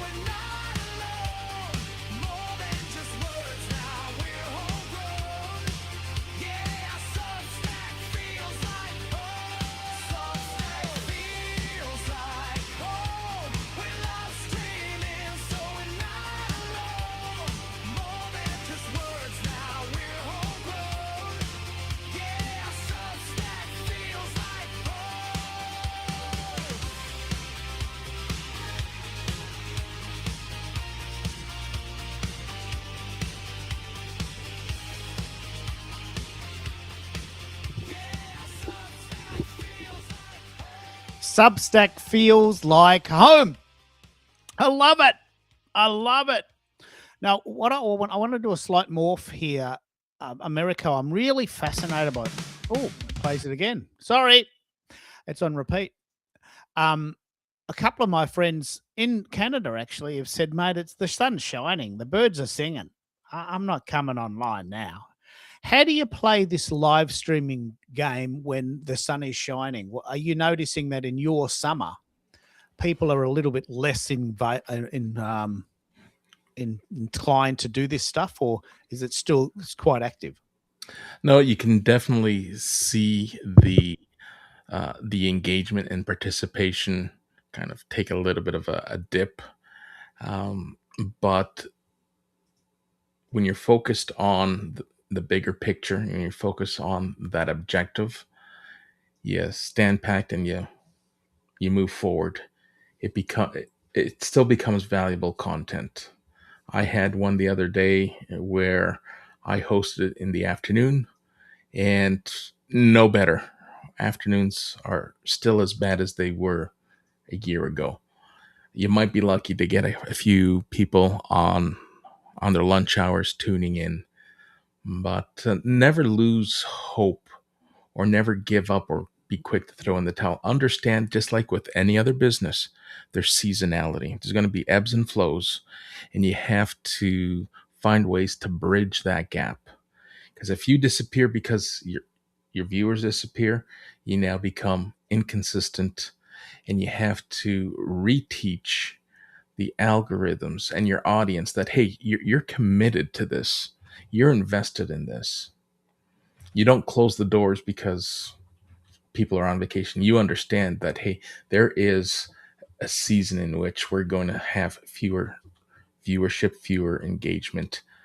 But that now becomes part of my narrative. For instance, I tell people who want to work with me, it's like, all right, now's a good time for me because it's slow. It's like, well, I want you to understand, because it's slow for you and you think that this is a good time to go live, understand that it might be, and in fact, if you're in the Western hemisphere, it's probably going to be slow for anyone who's on vacation, who has a family, whose kids are out of school, and they're jumping in the car and they're going on road trips and they're jumping on planes and going, they're traveling. Understand that this isn't an anomaly, or this isn't just something that impacts you. This impacts a whole population. So it now becomes part of my mentoring and my coaching. I love this. It becomes part of the story, doesn't it? That's right. That's right. I love what you're saying there, because consistency is the key. And I want to pick up on this. What I've decided to do, because it is a little bit slow. I'm very excited about this. I've decided to take July off and really pull apart Substack Studio. It's a new feature that it has, and I don't know how to use it. And if I don't dive deep, I'll never work it out. So given that it is a bit slow, it's very, very important that I maintain that consistency. I've got a show planned for August, and I'm telling all of my people, don't worry if you can't come to the live shows. Join me on Substack Studio, and I'll interview you in person. Have you heard of this new feature, Christina? Do you know much about it? We got you there, Chris. Oh, Christina's, I think, a bit muted. Let me just see. Sorry. Am I muted? There we go. So, have you heard of this new feature called Substack Studio? No, I have not. So, it's a very cool feature. What we talk a lot about live streaming, and live streaming is amazing. And we use a site called Restream, which costs me $30 Australian a month, $20 US. And it costs me money to do it. I don't mind paying the money. But it's quite complex to learn, and it has a lot of really, really, really cool features. But what Substack does is that it has a live streaming feature as well. And it's okay. It's not great. It's okay. Okay. But what they did very cleverly in March this year is they said, look, if you don't want to go live because you're nervous or you just don't want to, you can do it behind the scenes, and you can pre-record content, and then when you're happy with it, you can release it. Doesn't have to go live for you to get the goodies. Oh, It's called okay. Substack Studio. Now, I haven't worked this out yet, but when I do work it out, it'll look a little bit like this. And Okay. one of the things that's Where do you find it?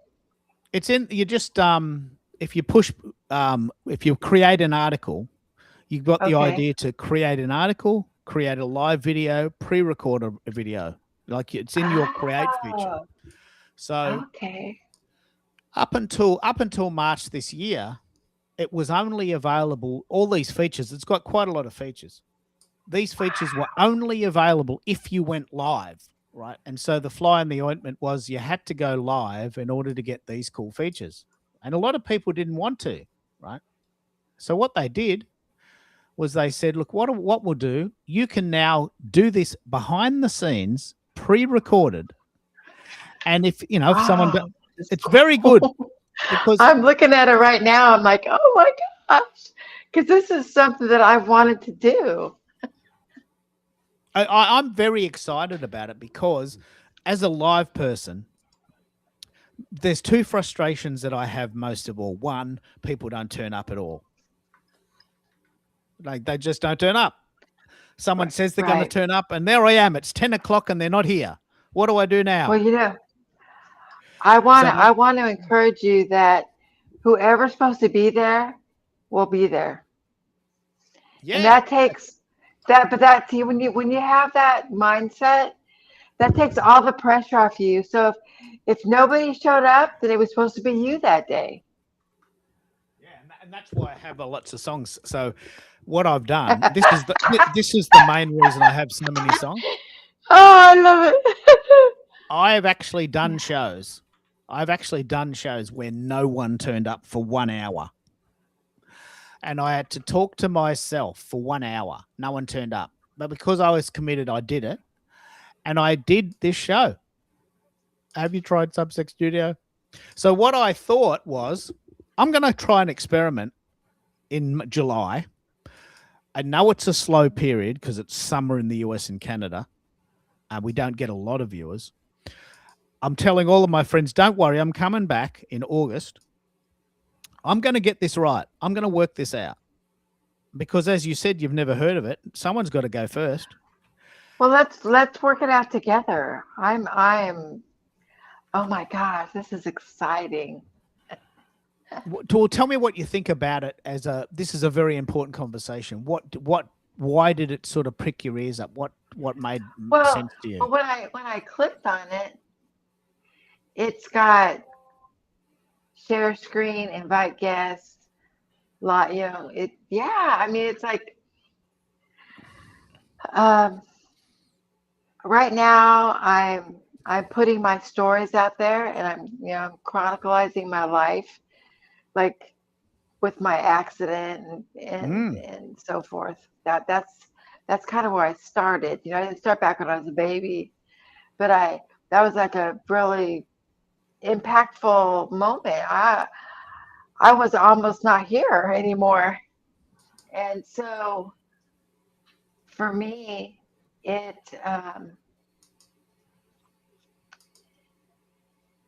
was good because like I was focused on my divorce. I'm like, all right, I'm gonna talk about this and then I'm like, wait a minute, you know what? I'm not gonna focus on my divorce. I'm gonna go back here. This was a huge part of my life. It still impacts me physically, and I'm gonna start there. And then, yeah, the divorce is part of my story, but it's not the story. No, And so when I switched that mindset, oh my gosh, it was like, yeah, because when I originally was writing the devotional From Pain to Poor, my first title was Lessons from a Divorced Pastor's Wife, My View from the Front Pew. Yeah, you're very good at titles. In fact, I tell you what, let's take a little bit of a step back here. This is very important. Like, this is extremely important. I'm going to morph. I'll come back to the Substack Studio idea in a minute. So, Okay.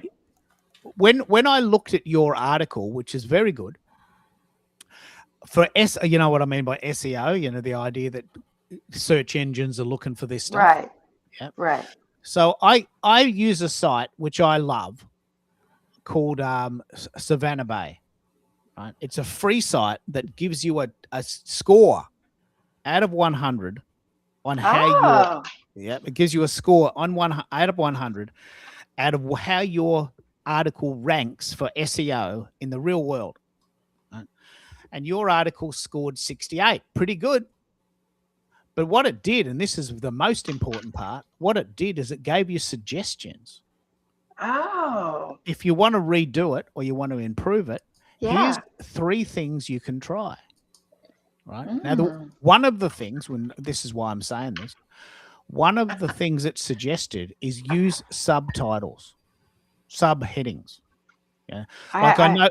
Yeah, I noticed that you're quite good at generating these subheadings, but this article doesn't have any. It doesn't? No, it's just for me, because I'm a dyslexic, it's just a big long string of text. Which one was that?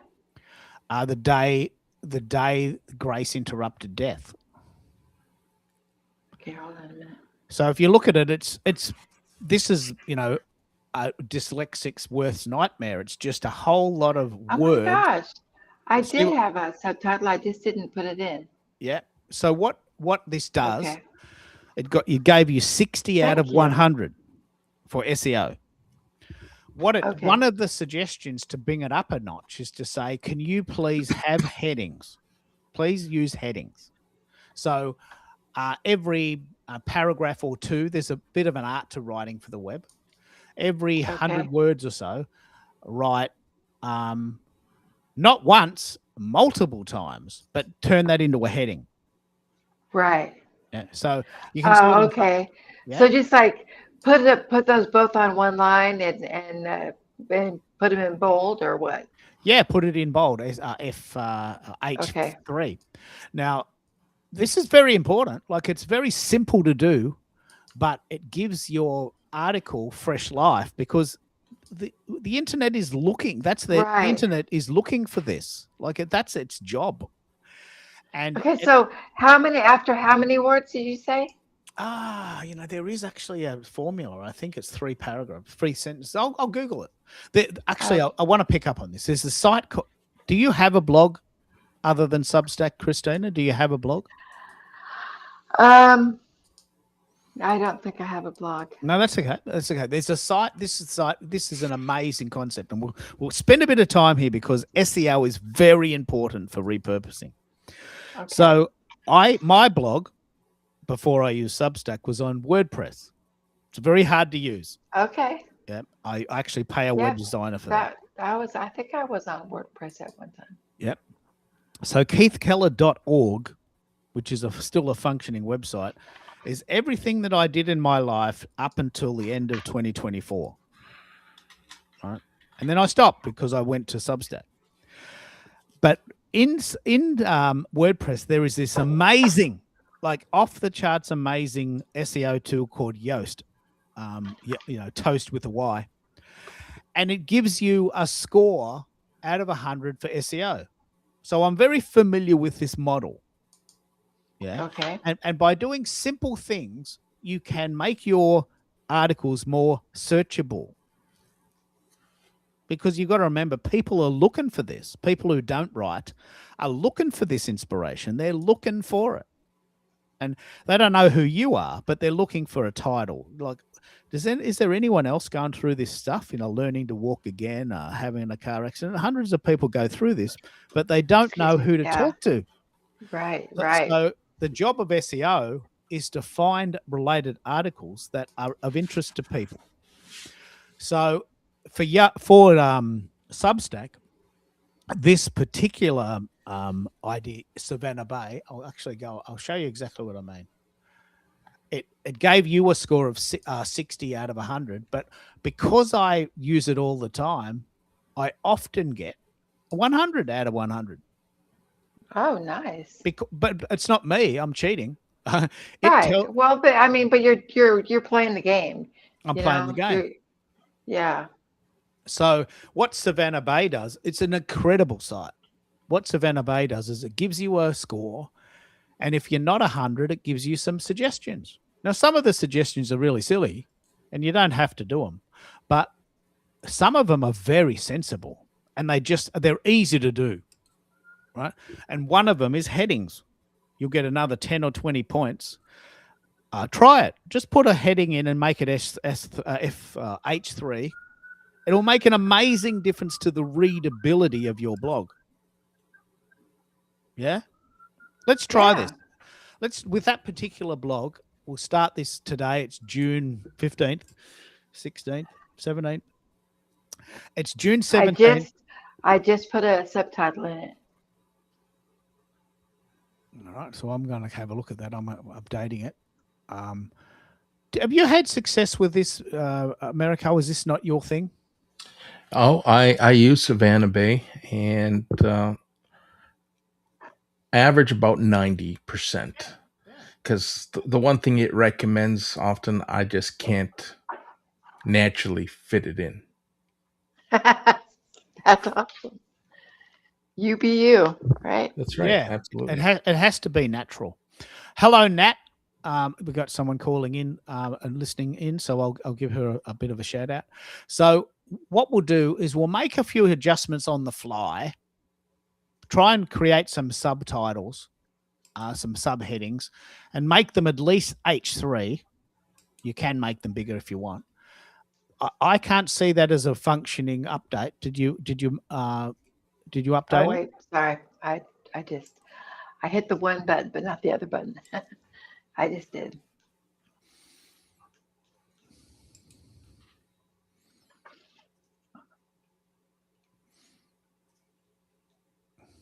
Should be. Let's see. Where is it? What did you say? What did you do? Yeah, it's right under the title. I updated it.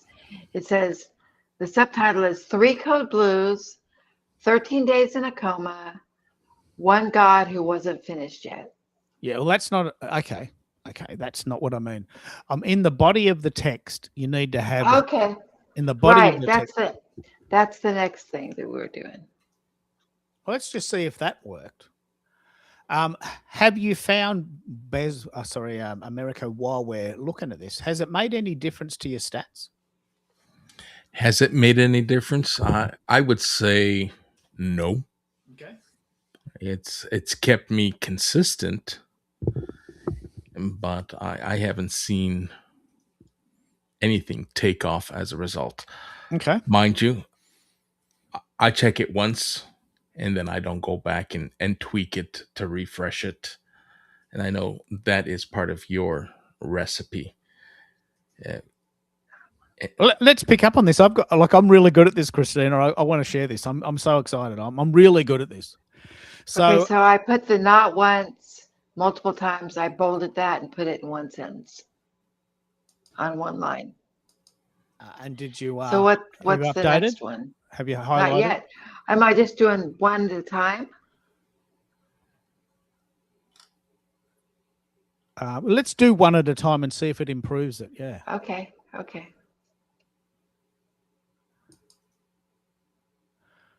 While you're doing that, I want to share my method. I'm so proud of this. I should almost copyright this, or trademark it. I'm really good at this. Like I do this for hours every day. So I load a show. I load a blog post as it inspires me, and then I check it. And okay, you probably need to make that H3. Oh, okay. You need to make it H3. Yes. And so I load a blog post and I let it go.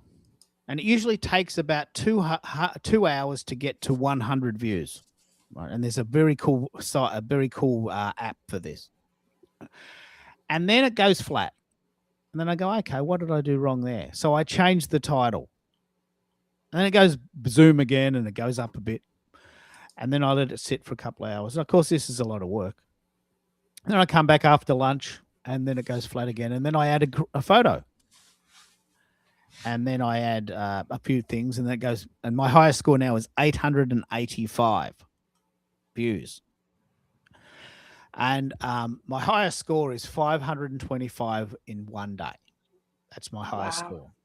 Now, I love doing this because there it is. That should work. Not once, multiple times. Now, that might not work in the sense that it's not really a tagline, is it? But Okay. That's what you mentioned. So that's why I did that. So it didn't help.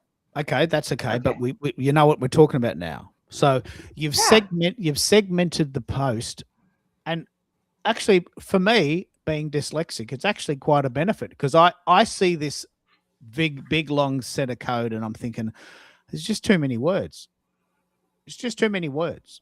But if you segment it with a heading, a subheading, an image, you suddenly make it. This is what I talk about with multimodalism. Like, Yes. I wouldn't read that because there's too many words. But if you had a picture that is somewhat indicative of what happened, Okay. that would make me pay attention. And then if you had a subheading that described what's coming up, guess what? Here's what happened. Something like a chapter start. Okay. I don't know, but for me, this is writing for the web, not writing for me because I don't read. So no point writing for me because I don't read things. But writing for the web has to be short and sharp and clear. Yeah, it's like a 3-minute read. That's right. It has to be. What do you think, Americo? Am I talking about this in the same way I talk about sound? Am I getting a bit of a sort of a writing snob now? That's funny. No, listen. You're giving advice and you're sharing best practices that work for you, and that's your thing.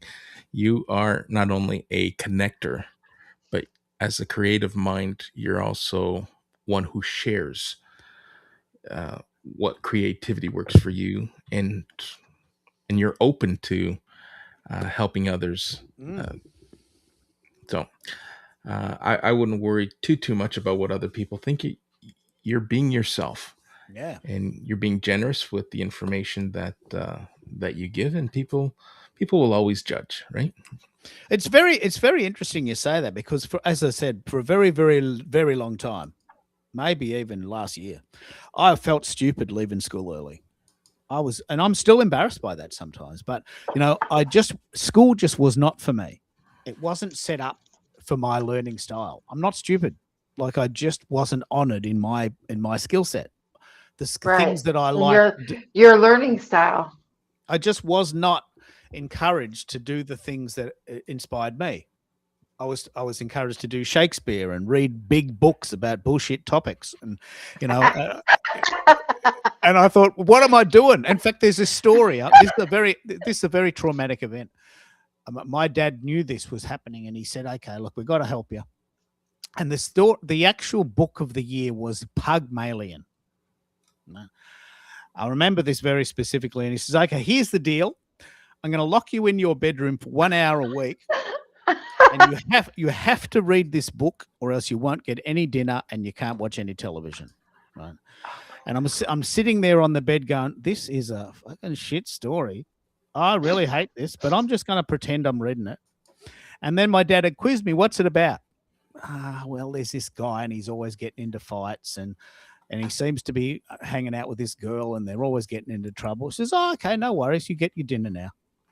If you read another chapter, you can have dessert. And if you read a third chapter, we'll put the telly on." I'm thinking, I don't think it's worth it. I'm just going to go to bed. And I thought, this is bloody torture for me. This is torture for me. I'm going to run away. right?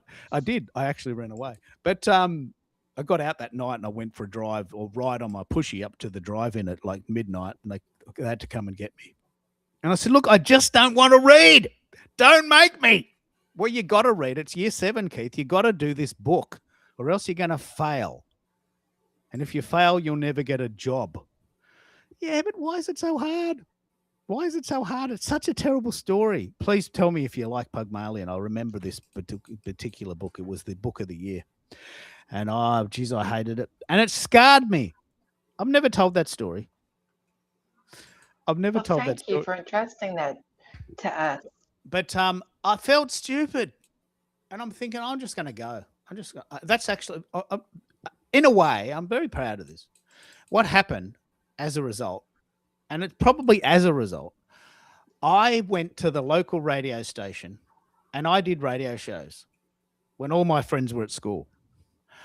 And I did shows every day for 3 years at this local radio station. And that's how I became so good at this, because I love it. I just love it. So I would ride my bike as a 16-year-old in a country town up the highway, and trucks would try and run me over. And I'd turn up at midnight and I'd do the graveyard, what they call the graveyard shift. And I'd do shows from 12 o'clock till 6 o'clock, and I would play songs. And the truckies would ring me up and go, mate, sorry for running you over today, but you're pretty good at this. Can you play me a Johnny Cash song? Well, okay. As long as you promise not to run me over when I'm going home. And they'd toot their horn as I was going up the high. I'm not making this up a bit, but the point is that I was a 16-year-old kid who hated school. And I wanted to find my thing. I wanted to find my thing. And look, I have got to be quite critical of this. I don't think school, especially in the 80s, was geared towards anyone else except academics. It was just a bullshit experience. Really bullshit. There's me. I had hair. I had color in it. Look at that. I love it. That's awesome. So, I found my path, but I had to work bloody hard. And so when I say that I read from the point of view of the web, there it is, not once, but multiple times. Yeah. I'm reading from the point of view of a dyslexic kid, but in reality, that's what the internet is. The internet's not reading these intellectual treatises on the human condition. It wants simple, sharp sentences that everyone can read. So in a way, being bad at school and hating Shakespeare has actually done me a favor. I think that's the first time I've ever said that in that way. And please don't hit That's me. a good place to be. No, that's very good. You can only be you. And you know what? It's very important. My mom and dad, neither of them graduated high school. Yeah. When I had my accident and then I had to make up my whole senior year from March 3rd when I got out of the hospital till the end of the year, my brother had to write my homework because I was paralyzed on the right side of my body. So when I had to go to a continuation school to finish, and so I was going to walk through graduation at my high school with my friends, and then I also graduated at the other school. And so I actually got 2 diplomas. One from the continuation school and then the one from my high school. And so I told my parents that I got them a diploma for them. It was theirs. They earned it for all they did for me. So cool, isn't it? And these stories are very important because when you're going through them, you think you're the only person in the whole world this has ever happened to. And you're not. There's other people in the world going, mate, I wish I was as courageous as you were. People at various times in my life have said, mate, I love that you told that story. I feel that too, but I've never talked about it. And I'm so proud of you for talking about it. I know, just like I put my story out there, and my friend from high school commented on Facebook about, Christina, you don't know how bad I feel. I was not there for you. And she goes, I've not told her, I've not said anything about it. 40 years later, she's been carrying this for 40 years. Yeah. It's very important that we tell our story. Mariko, with your passion for live streaming, how does blogging fit into that? Do some of the people that come on your show do additional content, or are they just happy to turn up and be talked to? I mean, what Well, that's the gap that I need to close and help others close for themselves, because you can take a real live conversation and find a home for it elsewhere. And it could be a blog, it could be a newsletter, it could be an article. And many people who come and are guests on the events that I host, they just look at it as a guest speaking opportunity.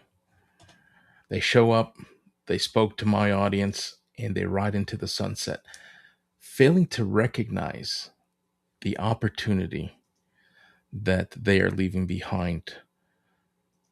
The experience doesn't end at the end of that conversation. And so often I see people never speaking of it again.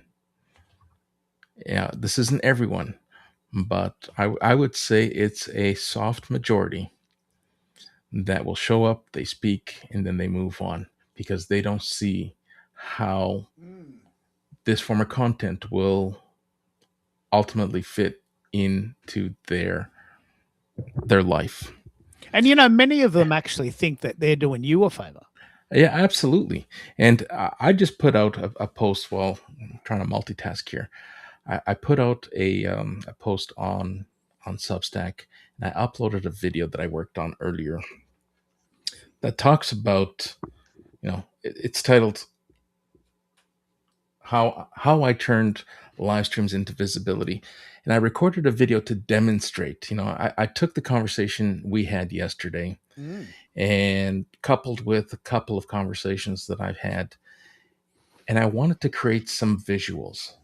I want people to recognize the importance, the value. And I think if putting something tangible can help someone visualize, oh, this is what he means.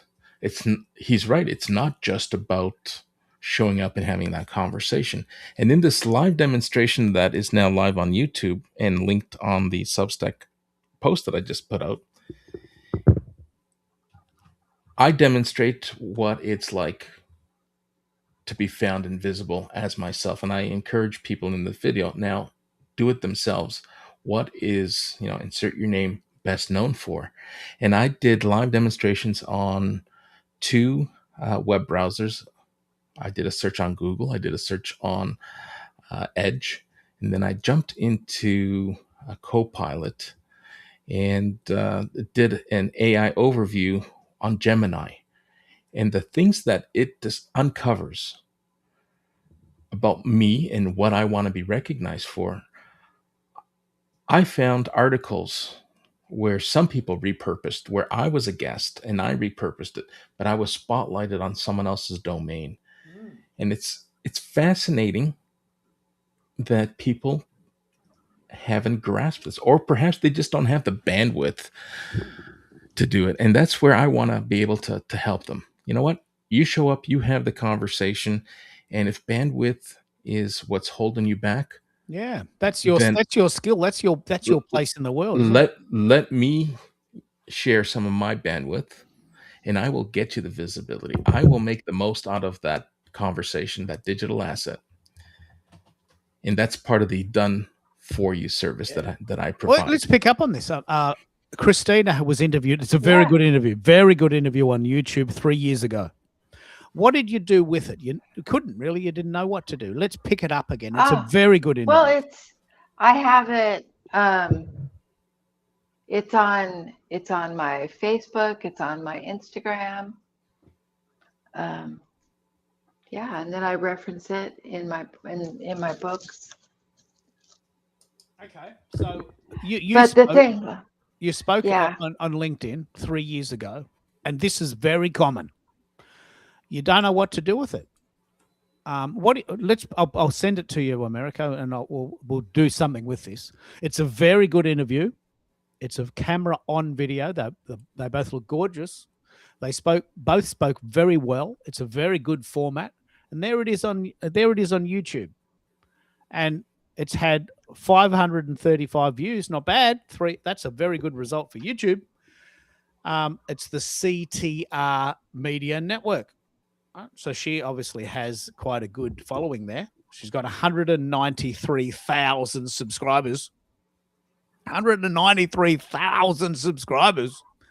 That's amazing. Now, let's pick up on this. This is a very common story. You go on someone's show, you're pleased at the time, you're thankful for them, but you don't know what to do next. You just don't know what to take. Where do you take it? Do you get a transcript of it and make a blog? How am I going to edit it? Do I turn it into another show? I've sent it to you, Americo, but let's pick up on this. This is an extremely good example. Great interview, 3 years ago, 500 views, and then nothing. What do we do next? You sent it. Yeah, you sent it on DM. DM on LinkedIn. Yeah. Okay. Let's take a peek.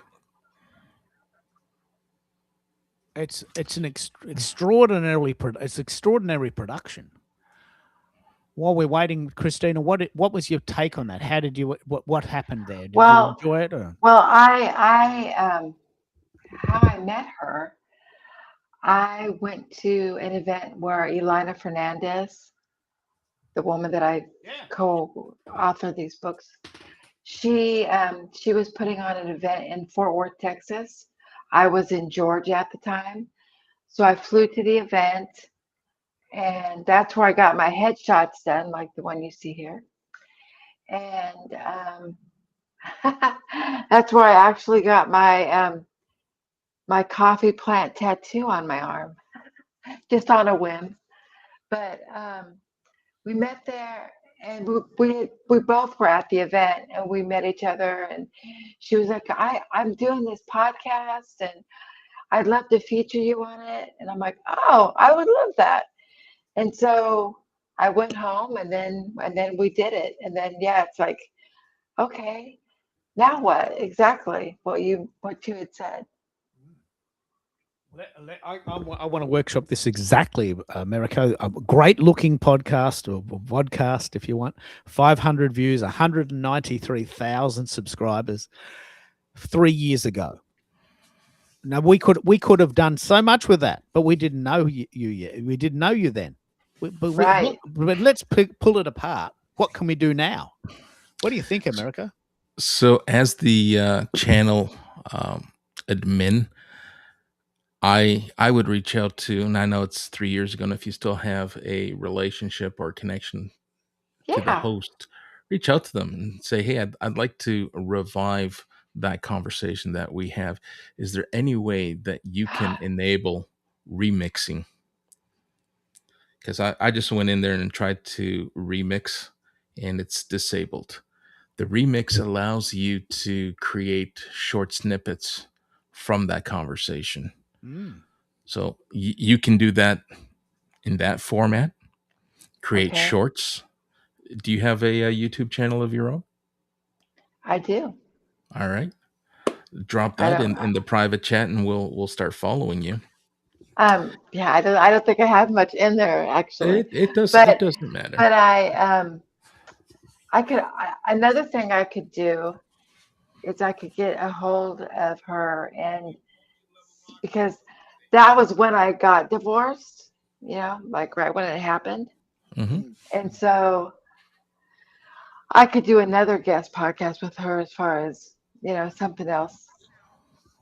I don't know, but there you go. You can be a boomerang guest. Yeah, exactly. So you can create shorts. Okay. You can get the transcript from YouTube. Let's see if it's available. If you can get the transcript, then all of a sudden doors open, wide open, because you can then take a real life conversation that you had and bring it to life in long form content or short form content, however you choose. Okay.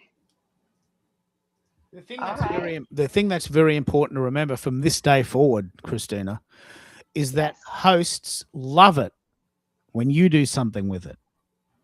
Right, because it comes back. Yeah. Yeah. Okay. They get a big thrill to say, hey, look, because this is what happens. 99% of the time, people come on your show and they think they're doing you a favor and they go and they never talk to you again. 99% of the time, they do nothing and they think they've done you a favor. Right? What really I love is when someone says, hey, guess what? I had such a good time, Keith. I wrote a blog about that. And here it is on my site, and I'm going to feature you. Let's reciprocate that moment. Lachelle does this all the time. And so when people have the time and the bandwidth to say, look, that was a good experience, let me do something with it for you. Most people don't do this, right? But when they do, it's a very, very good thrill for the host because they go, well, there it is. They see me. They get it. It doesn't happen very often, does it, America? No, it doesn't. Because they think that they're America, doing you a favor. Yes. I don't. You asked me if I had a channel. Yes. I do not have a channel. Okay. Well, then I would strongly encourage you to Because it start says up it. Okay. Yeah, I looked at my profile and I have a subscription or whatever. I don't know. Yeah. You have a But YouTube profile, a YouTube account, yes, but you don't have a yes, channel. correct. So I would strongly encourage building YouTube into your social media stack and Okay. repurpose your content there, because you're going to get so much traction just from a search engine optimization perspective. You're going Okay. to get a whole new set of eyes. Oh, I can imagine. I have a son, my youngest son. He does e-commerce, and in 3 years he's making 7 figures, and he has a big presence on YouTube. Oh, there it is. He'll be able to help you. Oh goodness, yes. He's I call him my marketplace minister because he talks about the Lord, about God and how God showed up for him and stuff. And he's just like he's a 23-year-old. Okay, so sometimes I'm like, oh my gosh, Nathan, what are you doing? What are you saying? Yeah. But he's being Nathan. That's what he's being. It's kind of funny. If Yeah. you ever want to check him out, it's Nathan Miller, and then he's ecom. I would put in Nathan Miller ecom, and Yeah. he'll be the first one. He's got a bunch of And people. that's a system that's worked for him. He's worked Yes. out how to use YouTube. I personally don't like YouTube. I don't use it, but I have a channel because other people like it, right? But Okay. he'll certainly be able to help you with that. I'm so excited by this because this is a very common story, Christina. You did Me this too. really. I'm glad. Well, I'm here for a reason, you know. I'm so excited. Yeah.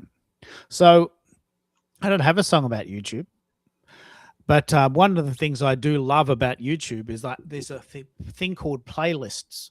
This is very powerful. So sound. Oh yeah, I listen to a lot of music on YouTube. So a playlist, and as far as an sort of a brand strategy is, so Okay. social audio sound check is a playlist. So if you click on that, it only takes you to shows that I talk about sound. Doesn't take you to the whole 145 videos I got there. It only takes you to the 10 videos about sound, right? So if you want to know Okay. about sound, you go to my SoundCloud or my sound check playlist. Okay. Yep. Then Repurpose 3030, which is only 5 shows, has its own playlist. So one thing Okay. that's great about YouTube is that you can segment your content into very definable playlists and help people Okay. get very, very Find it. clear. Ah, that's awesome. Okay. Okay, guys. You want to go? You need to What go? would you say? No. What do you suggest for a handle on YouTube? Look, that can come later. I don't know. What do you think? What's the book about? Oh no, I don't want to. I don't. I'm talking about for my channel. Does it have to be about the book? It doesn't No. have to be about no. Cause see, I'm going to. We're on this thing still, aren't we? Yeah. Look, Finish because it. your name is quite unique, I'm guessing there wouldn't be too many Christina K's out there. Yeah. Well, the only way that it worked was if I put my middle initial in there. There's somebody else with my name out there Oh somewhere. no! Is Believe it there? or not, I Can you think. believe it? No, that's not fair. All right. So what's your Substack channel called? Port and Purpose. There you go. Keep it synonymous. So it's Is that the all right? So it's con- all part of your brand. continuity. Yeah, keep the Yeah. continuity there.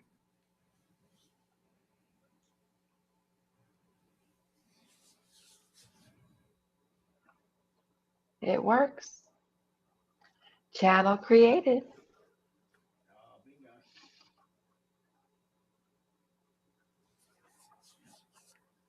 There you go. Sweet. So People, I'll have to take some time to go through this, and that's awesome. people often say that the reason they love live shows is that they do things while they're on the live shows. Because we can all read books about this, and we can all read blog posts, and we can all watch YouTube videos, but we never get around to doing it. When you're on a live show and you're talking to real people, we have found Right. a lot of people say, actually, I'm so inspired, I'm doing this right now. I'm going to do this right. Have you found this, America? Do you find Yeah. that the action points are very discernible because people are right there? Live streams are to content as community colleges and universities. Live streams is the hands-on community college feel where you're learning and you're rolling up your sleeves and you're doing it. Where content as content strategy could be just the theory, the books, the reading, the research. And you're absolutely right. Live streaming offers that dynamic for those who show up in real time. They not only get to ask the questions, but they get to build it and put it into practice in real time and get help troubleshooting if they run into a snag. So it's definitely Yeah, I something. appreciate it. This is one of the reasons I don't listen to podcasts, because I can't ask questions. So, I mean, the people that actually have podcasts in many ways are not even approachable. Like our friend Billy yesterday, he has a different model for podcasting. He wants massive numbers and he makes his money from advertising. He doesn't want to talk to people. Oh, He doesn't coach anyone. He's not a coach. He does these shows and he's very good at it, and they get massive numbers, and he makes his money from the advertising before and after and in the middle. Totally different model. Please don't ring me. I've got no time to answer questions. right. The show is the show, and you can watch it and enjoy it. Right? It's No, like see, watching TV, watching Netflix. There's no one to call, is there? Who can you call? Right, You right. can't call anyone to say, hey, look, you at the 37-minute mark, you said something really interesting there. Can I just clarify that? You can't, can you? You can't. There's no one to call. Right. Whereas with live streams, I think, and America and I say this all the time, Q&A is the point. I'm not interested. Yes. Yes. See, my whole thing is connection. I'm all about community. And like I told you earlier, everyone's my friend. They just don't know it yet. So this video aspect and doing lives, that's me. It's like, this is who I am. And then when you are who you are, and I'm speaking to you right now, Keith, you're helping people embrace who they are Yep. and loving themselves for who they are. Because somebody out there is going, oh my gosh, did you hear him? He really said that. And they're going, well, if he could say that, then I could be me. Yeah. There's a whole heap of people there thinking I hated school too, Keith, and now you know that. I'm okay.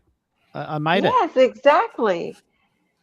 See, and then I have a thing that another thing that I use is the barrel of monkeys. We're all in the barrel together, and nobody gets out by themselves. We got to help each other out. Oh You wow! know, we rise by lifting others. Absolutely. I recall, maybe not an academic story.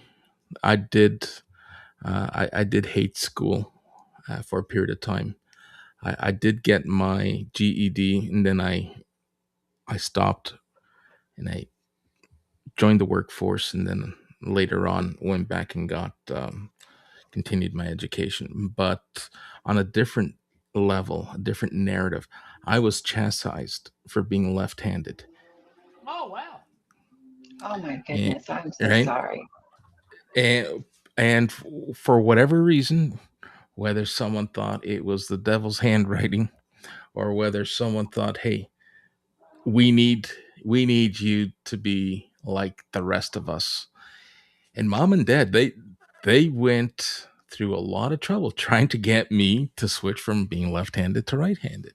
And I would run away and hide from them, said, just leave me alone, let me do my own thing, Yeah, and let me be me. I can still accomplish what needs to be accomplished. Yeah, but that's not how us regular folk like we've come a long way. Let's not kid ourselves. We've come a long way with the way we raise our children, and with just our thinking and how we embrace diversity and a whole bunch of topics. But yeah, right. that was part of my childhood. I was trying to be reprogrammed. No child should ever have had to go through that. Yeah, That's you're a terrible. lefty, I'm a lefty. a southpaw. But I think that's fascinating because I often use an analogy in cricket, but it probably would relate to baseball. There are some very, very, very famous cricketers that were just off the charts good, and they were left-handers. And imagine if someone who was off the charts good and scored 100 every time, someone said, "Look, mate, we really need you to bat right-handed." Well, I'm a left-hander. That's my skill. That's why I'm good. Yeah, yeah. Well, I've said this a few times. This is how I felt when I was growing up. Um, well, we really need you to bat right-handed because that's just what we do here. Yeah, well, I can do that, but I won't be awesome. I would just be average. And I would rather be awesome and be a bit unusual than fit in and be ordinary. Right. You know, That's me, baby. It's a very good story, isn't it? I mean, it's a very good It story. is. If It they is. if they had forced you to write right-handed, you could have done it, but you would always be feeling a little bit off. You would be in your flow. No, absolutely not. And the analogy I use is that during COVID, I'm very proud of this. I'm extremely proud of this. This is a very red letter moment for me. You know, when we were forced to stay inside, I think, I'm going to embrace this. I'm going to embrace this. We can't leave the house. I'm not going to whinge. I'm just going to do it. And I thought, man, I've never felt so peaceful. I don't have to go outside.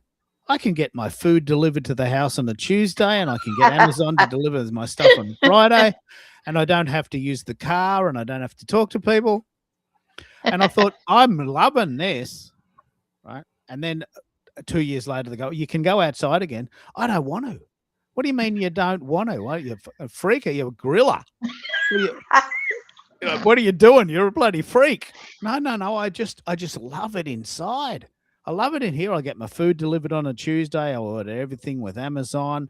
I can talk to people online. I'm having conversations with people all over the time.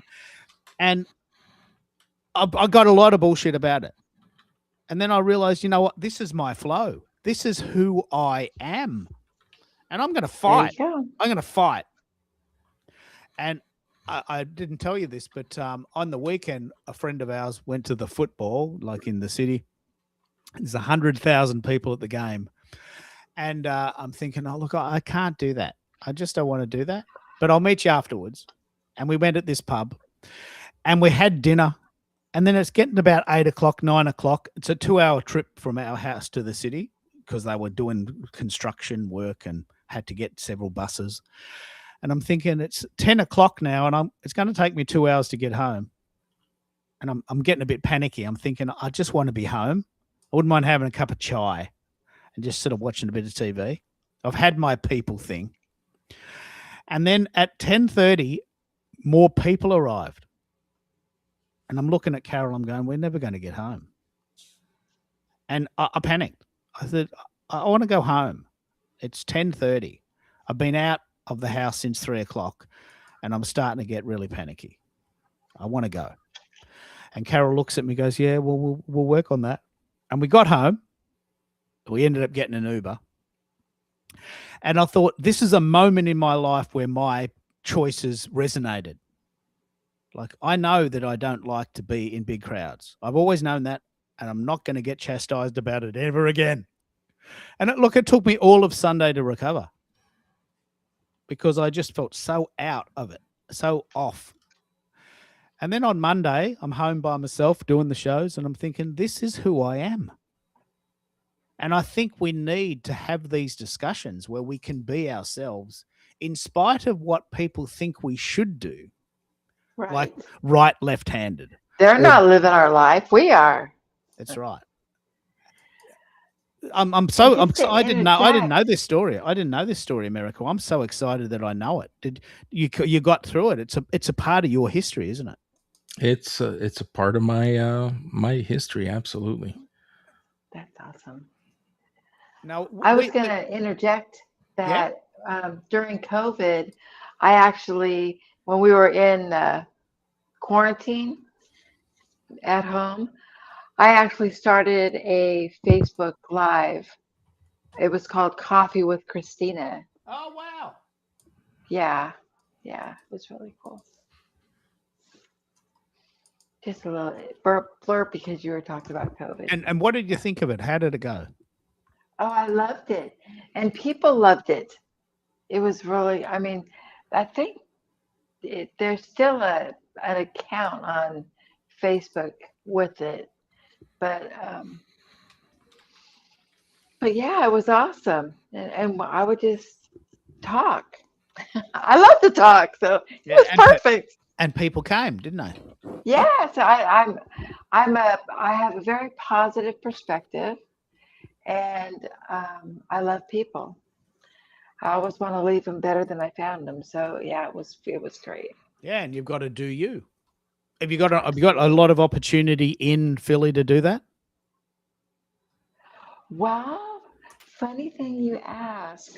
I moved here like 9 months ago from Rochester, New York, to live with a friend that I've known for 20 years. And I just miss being around family. I miss that so much. Because they're from Rochester. Well, my family are my two girls. I have 4 children. My 2 girls are in Rochester. My youngest is in Salt Lake City, Utah, and my oldest, Christian, is in Tulsa, Oklahoma. So in October, I'm going to be moving to Tulsa to be near my grandbabies. Ah, wow. Americo, this is an amazing story. Christina's son works for a company called Mike's Rented. Is it called Mike's on Hotford? Mike's for Hire? It's called MIC, Mike Rentals. Mike Rentals. Can you believe it? A company renting mics to people that don't want to buy them before they try them. Oh, wow. What a company. We've been looking for this company for like our whole life. Can you imagine it? A company that specializes in renting mics so that you don't have to buy them until you know you want them. What a great idea. Well, and they come and set up your stuff at the event that you use them for. Yeah, I'd love to know how that would work. It wouldn't be practical to send it to Australia, but you could probably send it all. They'd send it all throughout US, wouldn't they? Look, the Yes. reason I say that, Christina, and this is a very good example. I use a mic that's $100. $100 is not that much, but some mics that are very, very good can cost $500. And do you really want to spend $500 on a mic for a podcast you might or might not do? Why not rent Right. it for a month and see if you like it? Maybe it'll cost you $50, but you just send it back. I What do you- sent their website in the private chat. What do you think of that idea, America? Do they have that? Oh, it's forbidden. I actually have had a look at this. It's forbidden. It won't read here in Australia for some reason. What do you think of that idea, America? Have you heard of it? Something similar there, or don't Walmart and these sort of places have little setups where you can hire things or try them before you buy them? I think Long and McQuaid here offers rentals in both instruments and sound equipment. Okay. Oh. Yeah. Look, it makes a lot of sense, because if we're talking about repurposing and multimodalism, then people get a bit overwhelmed with all the things that we can do. And I know some people just buy the best. I know a friend of mine said, look, I've never taken a photo in my life, but I know I'm going to get good, so I'm buying a $5,000 camera. Well, okay, but what if you don't like it? I will like it, and the photos would be good. Yeah, but the camera doesn't take the photo. Buy a $50, $500 camera and see if you like it. And if you like it, then upgrade. I know some people just go straight to it, like doing your L's in a Maserati. I know I'm going to want one. I'm just buying it now. They're $160,000. What about getting a secondhand Mazda 3 just to drive around the block a few times to see if you like driving? Oh, I know I'll like it. And then they go into debt for 10 years. So the idea, renting has a lot of benefits in the short term when you're just getting your mojo. Like, you've moved a lot of times, Krista, and imagine buying a house every time. Yes. It would be impossible, wouldn't it? You can't go to Tulsa and buy a house because you don't know how long you're going to stay. Well, I think I'm pretty certain I'm going to stay there a long time. Yeah, that's what you're saying. I have three grandsons there. Yeah. Okay, so you've got They've your got my son and heart. his 3 sons. So that's a reason to stay. Pretty good opportunity. But imagine if you said, look, I might go to Rhode Island for a week and see if I like it. Oh, I like it Oh, here. Providence, well, Rhode I'm Island. sure I'm going to be traveling a lot regardless, Amazing. because I'm single and I don't have any reason to be stayed in one place, because I have a laptop and I can go do what I want to do wherever I'm at. And you don't mind traveling by yourself? Oh, heck no. Oh my gosh. I mean, I would love to find a companion. I'm looking for, I miss being in a relationship. Yeah. I was married 33 years. I don't know anything else, but it's You're good. not going to let it stop you. No. Have you got a bucket list? This is a very good discussion. My wife and I have a bucket list. The top 10 countries we want to visit before we die. We kick the bucket. So, anyway, you heard that phrase? Yeah, I've heard that phrase. Yeah. So, I do have certain things that I want to do. Americo, do you have a bucket list of places you want to visit? I have a bucket list, but I'd have to be either extremely wealthy or single once again to be able to execute some of those items. You've got a princess as well. I have have 2 princesses. I have a daughter princess and a fiance princess. But Aw.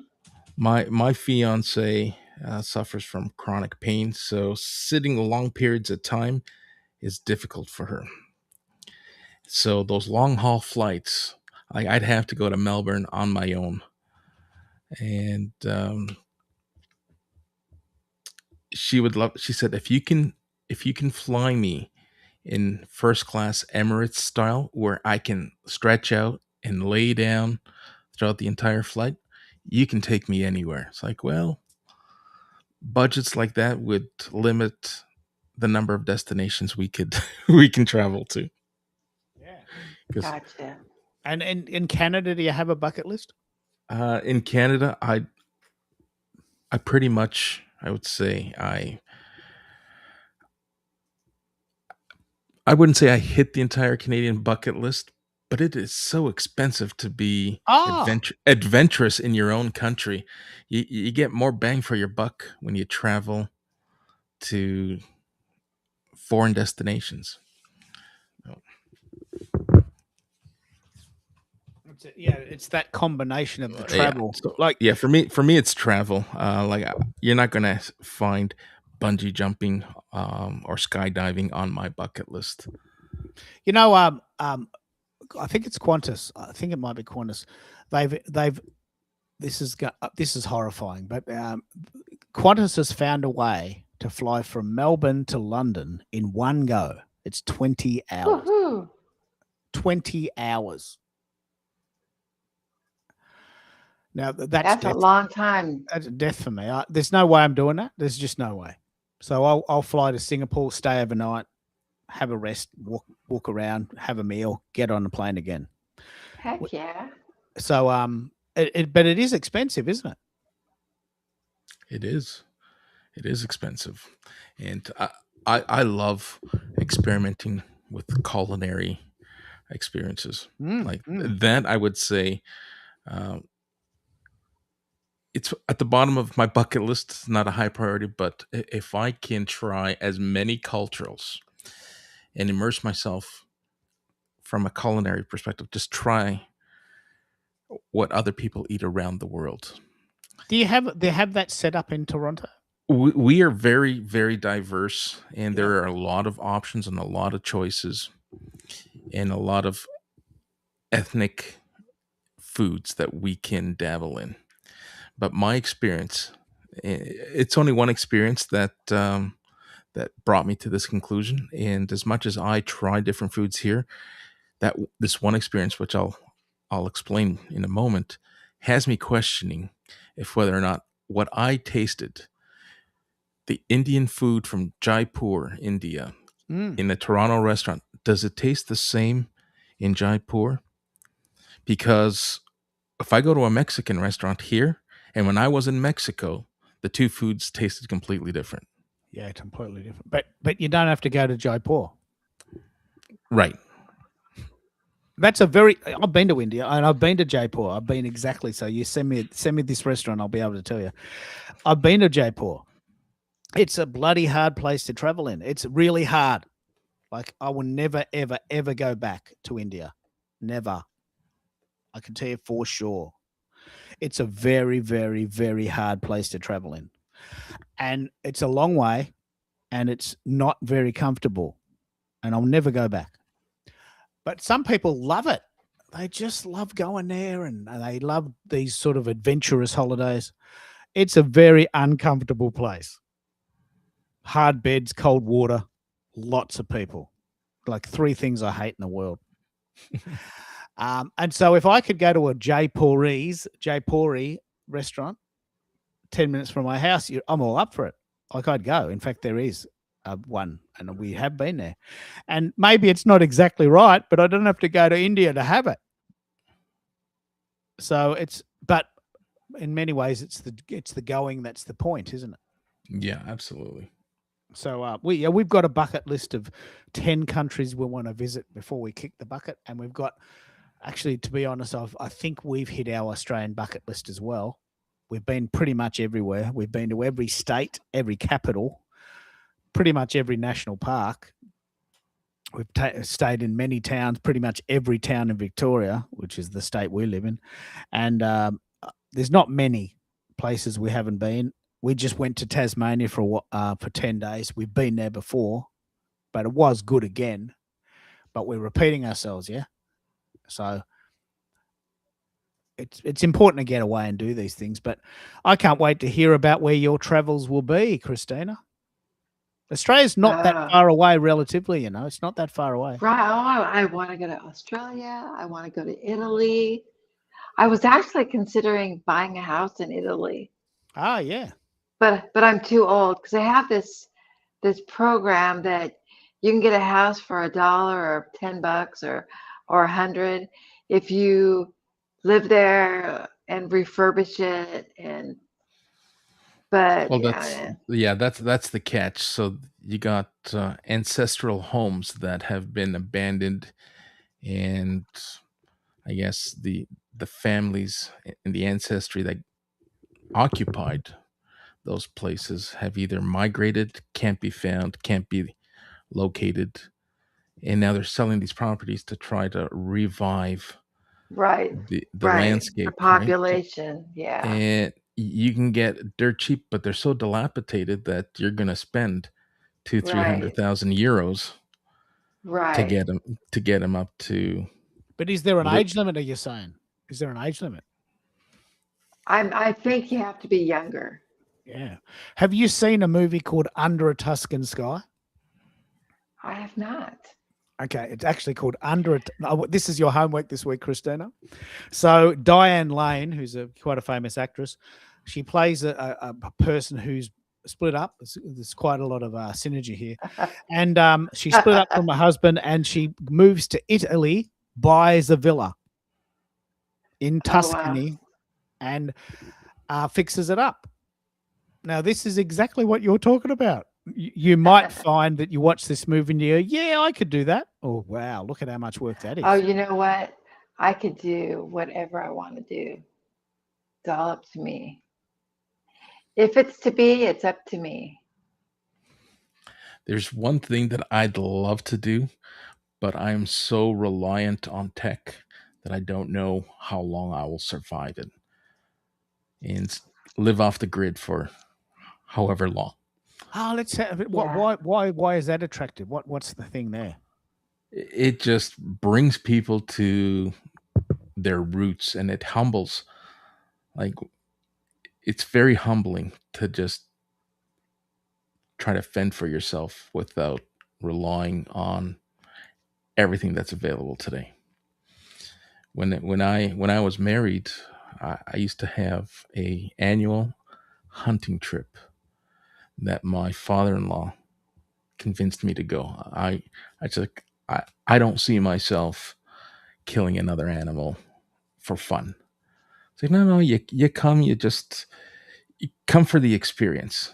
If hunting's not your thing, spend the week. We're off the grid, and we eat off the land. You got to try it. And he got me hooked. Once a year, I would look forward to uh, walking through the forest and scrounging up mushrooms and literally living off the land. And I'd really like to see how far I could push the envelope. But you see these naked and afraid reality TV shows. People do 20-day challenges and 40-day challenges. That is something that, if inspired, I would want to try it. Okay, it's good. It's good that. And now I don't know if I told you this, Christina, but I'm retired, and people say, "Well, mate, you're retired. What are you going to do?" I mean, I'm not dead. I've got 20, 30 years to go. I can do anything I want. Anything. I Awesome. I Yeah. can do anything I want. The question is, what do I want to do? One, I can tell Right. you for sure one thing I don't want to do, and that is I don't want to get a caravan and travel around Australia. Now, I know Yeah. that's going to offend every single Aussie I know, because that we've been told that is the goal in life. Work your guts Uh-huh. out for 40 years, buy a house, and then when you retire, they have a phrase for that here. It's called grey nomads. You get a big four-wheel drive and a caravan, and you drive around Australia, and you take a year, and you just stay on the side of the road, and you just find out what's going on, and you just talk to people on the way, and then you drive for another couple of hours, and then you stop again. I can tell you for sure I'm never doing that. Right, so I know what I don't want. But it's very fascinating and we do have this ability when you realize I can do anything I want. I mean, luckily my tastes are within my budget. I don't particularly want to fly first class to London. I wouldn't. Oh, that would be great. I wouldn't mind I've going been there. business class. I've been there once. What, I London or had, first class? well, London. I had an overnight layover when I went to Kenya. I've been to Kenya twice. And so I had an overnight layover. So I'm like, you guys, we can't be in London and not do tea. So we did tea at the Savoy Hotel. Oh, it was just amazing. So yeah. And ultimately these experiences are what you talk about. You don't talk about going to the pictures on a Saturday night or what you're watching on Netflix, do you? I mean, these are not conversations you have with your friends. You talk about the trip to London or, the layover in Qatar. These are the things we talk about all the time. So this is why we do them. We go, every year we go away.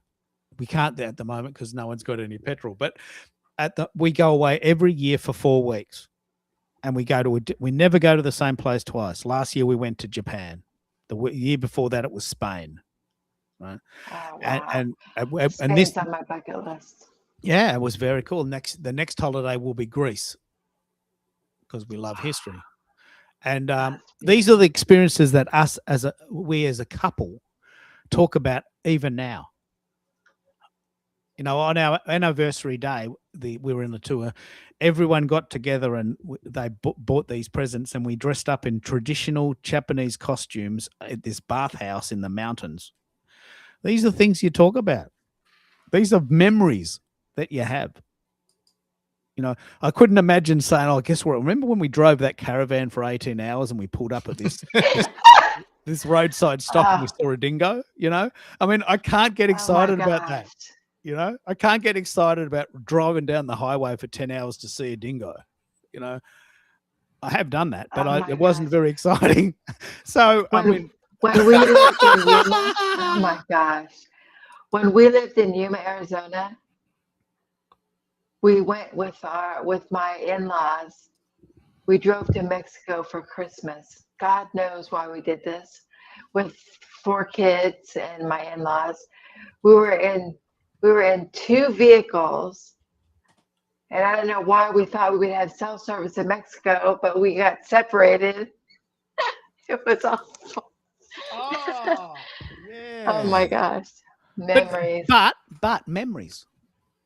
Yes. One of the reasons why I'm terrified of crowds and big crowds on trains is the first day in Italy, 2018.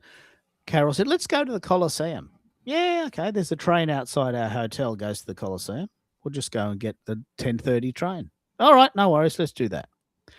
We got on the train. It was so crowded. She got on. I couldn't get on. And I'm thinking, now Carol's just taken off on the train, and we don't have a mobile yet. Like we don't have data yet. We just got here. I don't know where she is. How am I going to find her? Right. And I thought, well, I'm hoping she thinks what I'm thinking. I'm just going to go to the Colosseum station, which is what we agreed to do. But I got to be honest, I was pretty shit scared because I couldn't get on the next train either. It took me 3 trains before the crowds were so manageable that I could get on. Oh, wow. So I went to Italy specifically to challenge myself about crowds, but it wasn't a good experience. But, we're in Rome. We've been to Rome. Tick. Not everyone can say that. And so that's a memory I can now talk about. As I said, I never talk about driving down the highway to see dingoes. You never hear me talk. You never hear me talking about driving around Australia. Never. Because I don't want to do it. I don't like doing it.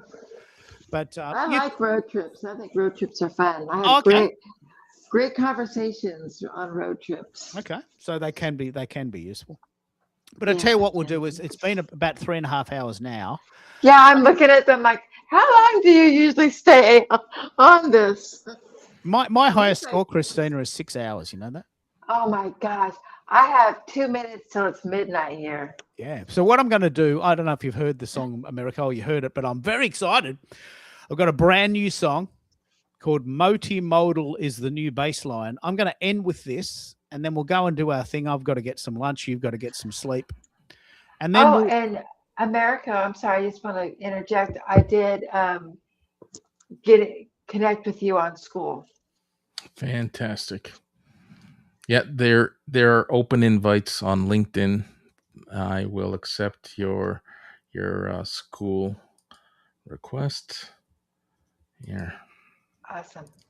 fantastic. Sorry to interrupt there, Keith. Yeah, no worries. let's end with this. I'll read it out. I'm very excited about this. This is the chorus. Let's go multimodal everywhere we go, from a single post to a video. Flip the script and let the story play different ways, but the same replay. Build it once and then let's amplify. Hit repeat and diversify. Feel the shift. Now we've crossed that line. Multimodal is the new baseline. With that in mind, this is a very good way to end the show. And I'm very proud of this. It's hot off the press. It's awesome. I was boogie into it at the beginning. Thank you so much. No worries. It was so nice to meet you, America. Thank you. Let's look at jumping on a call and see how we can support one another. Absolutely. I'm so excited. Thanks. Good night. Flip the script, let the story play. Different ways, but the same replay. Build it once, let it amplify. Hit repeat and diversify. Feel the shift, now we cross the line. Multi-model is the new baseline. Started with a blank page, typing out a dream. Thought a single story was enough to be seen, but the world kept spinning faster every day. Now it's more than just the words we say. Turn it into motion, let the visuals flow. Every little signal tells the album where to go. From a post to a wave, watch it all expand. One idea reaching every hand. Let's go multi-model everywhere we go. From a single post to a video. Flip the script, let the story play. Different ways, but the same replay. Build it once, let it amplify. Hit repeat and diversify. Feel the shift, now we cross the line. Multimodal is the new baseline. Clip it to a reel, turn it to a sound. Drop it in a notepad and circle round. Every platform singing the same refrain. Different format, same heartbeat, same brain. Link it all together, let the story breathe. Give 'em more to watch, more to read. Now they're staying longer, diving deep. Living in the content that we keep. Let's go multimodal everywhere we go. From a single post to a video. Flip the script, let the story play. Different ways, but the same replay. Build it once, let it amplify. Hit repeat and diversify. Feel the shift, now we've crossed the line.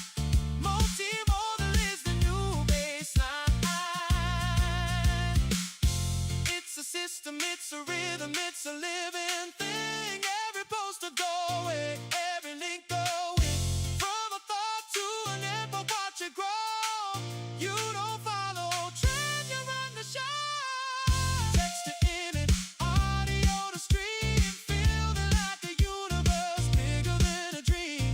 Don't just publish, amplify. Let your content multiply. It's the multimodal everywhere we go. From a single post to a video.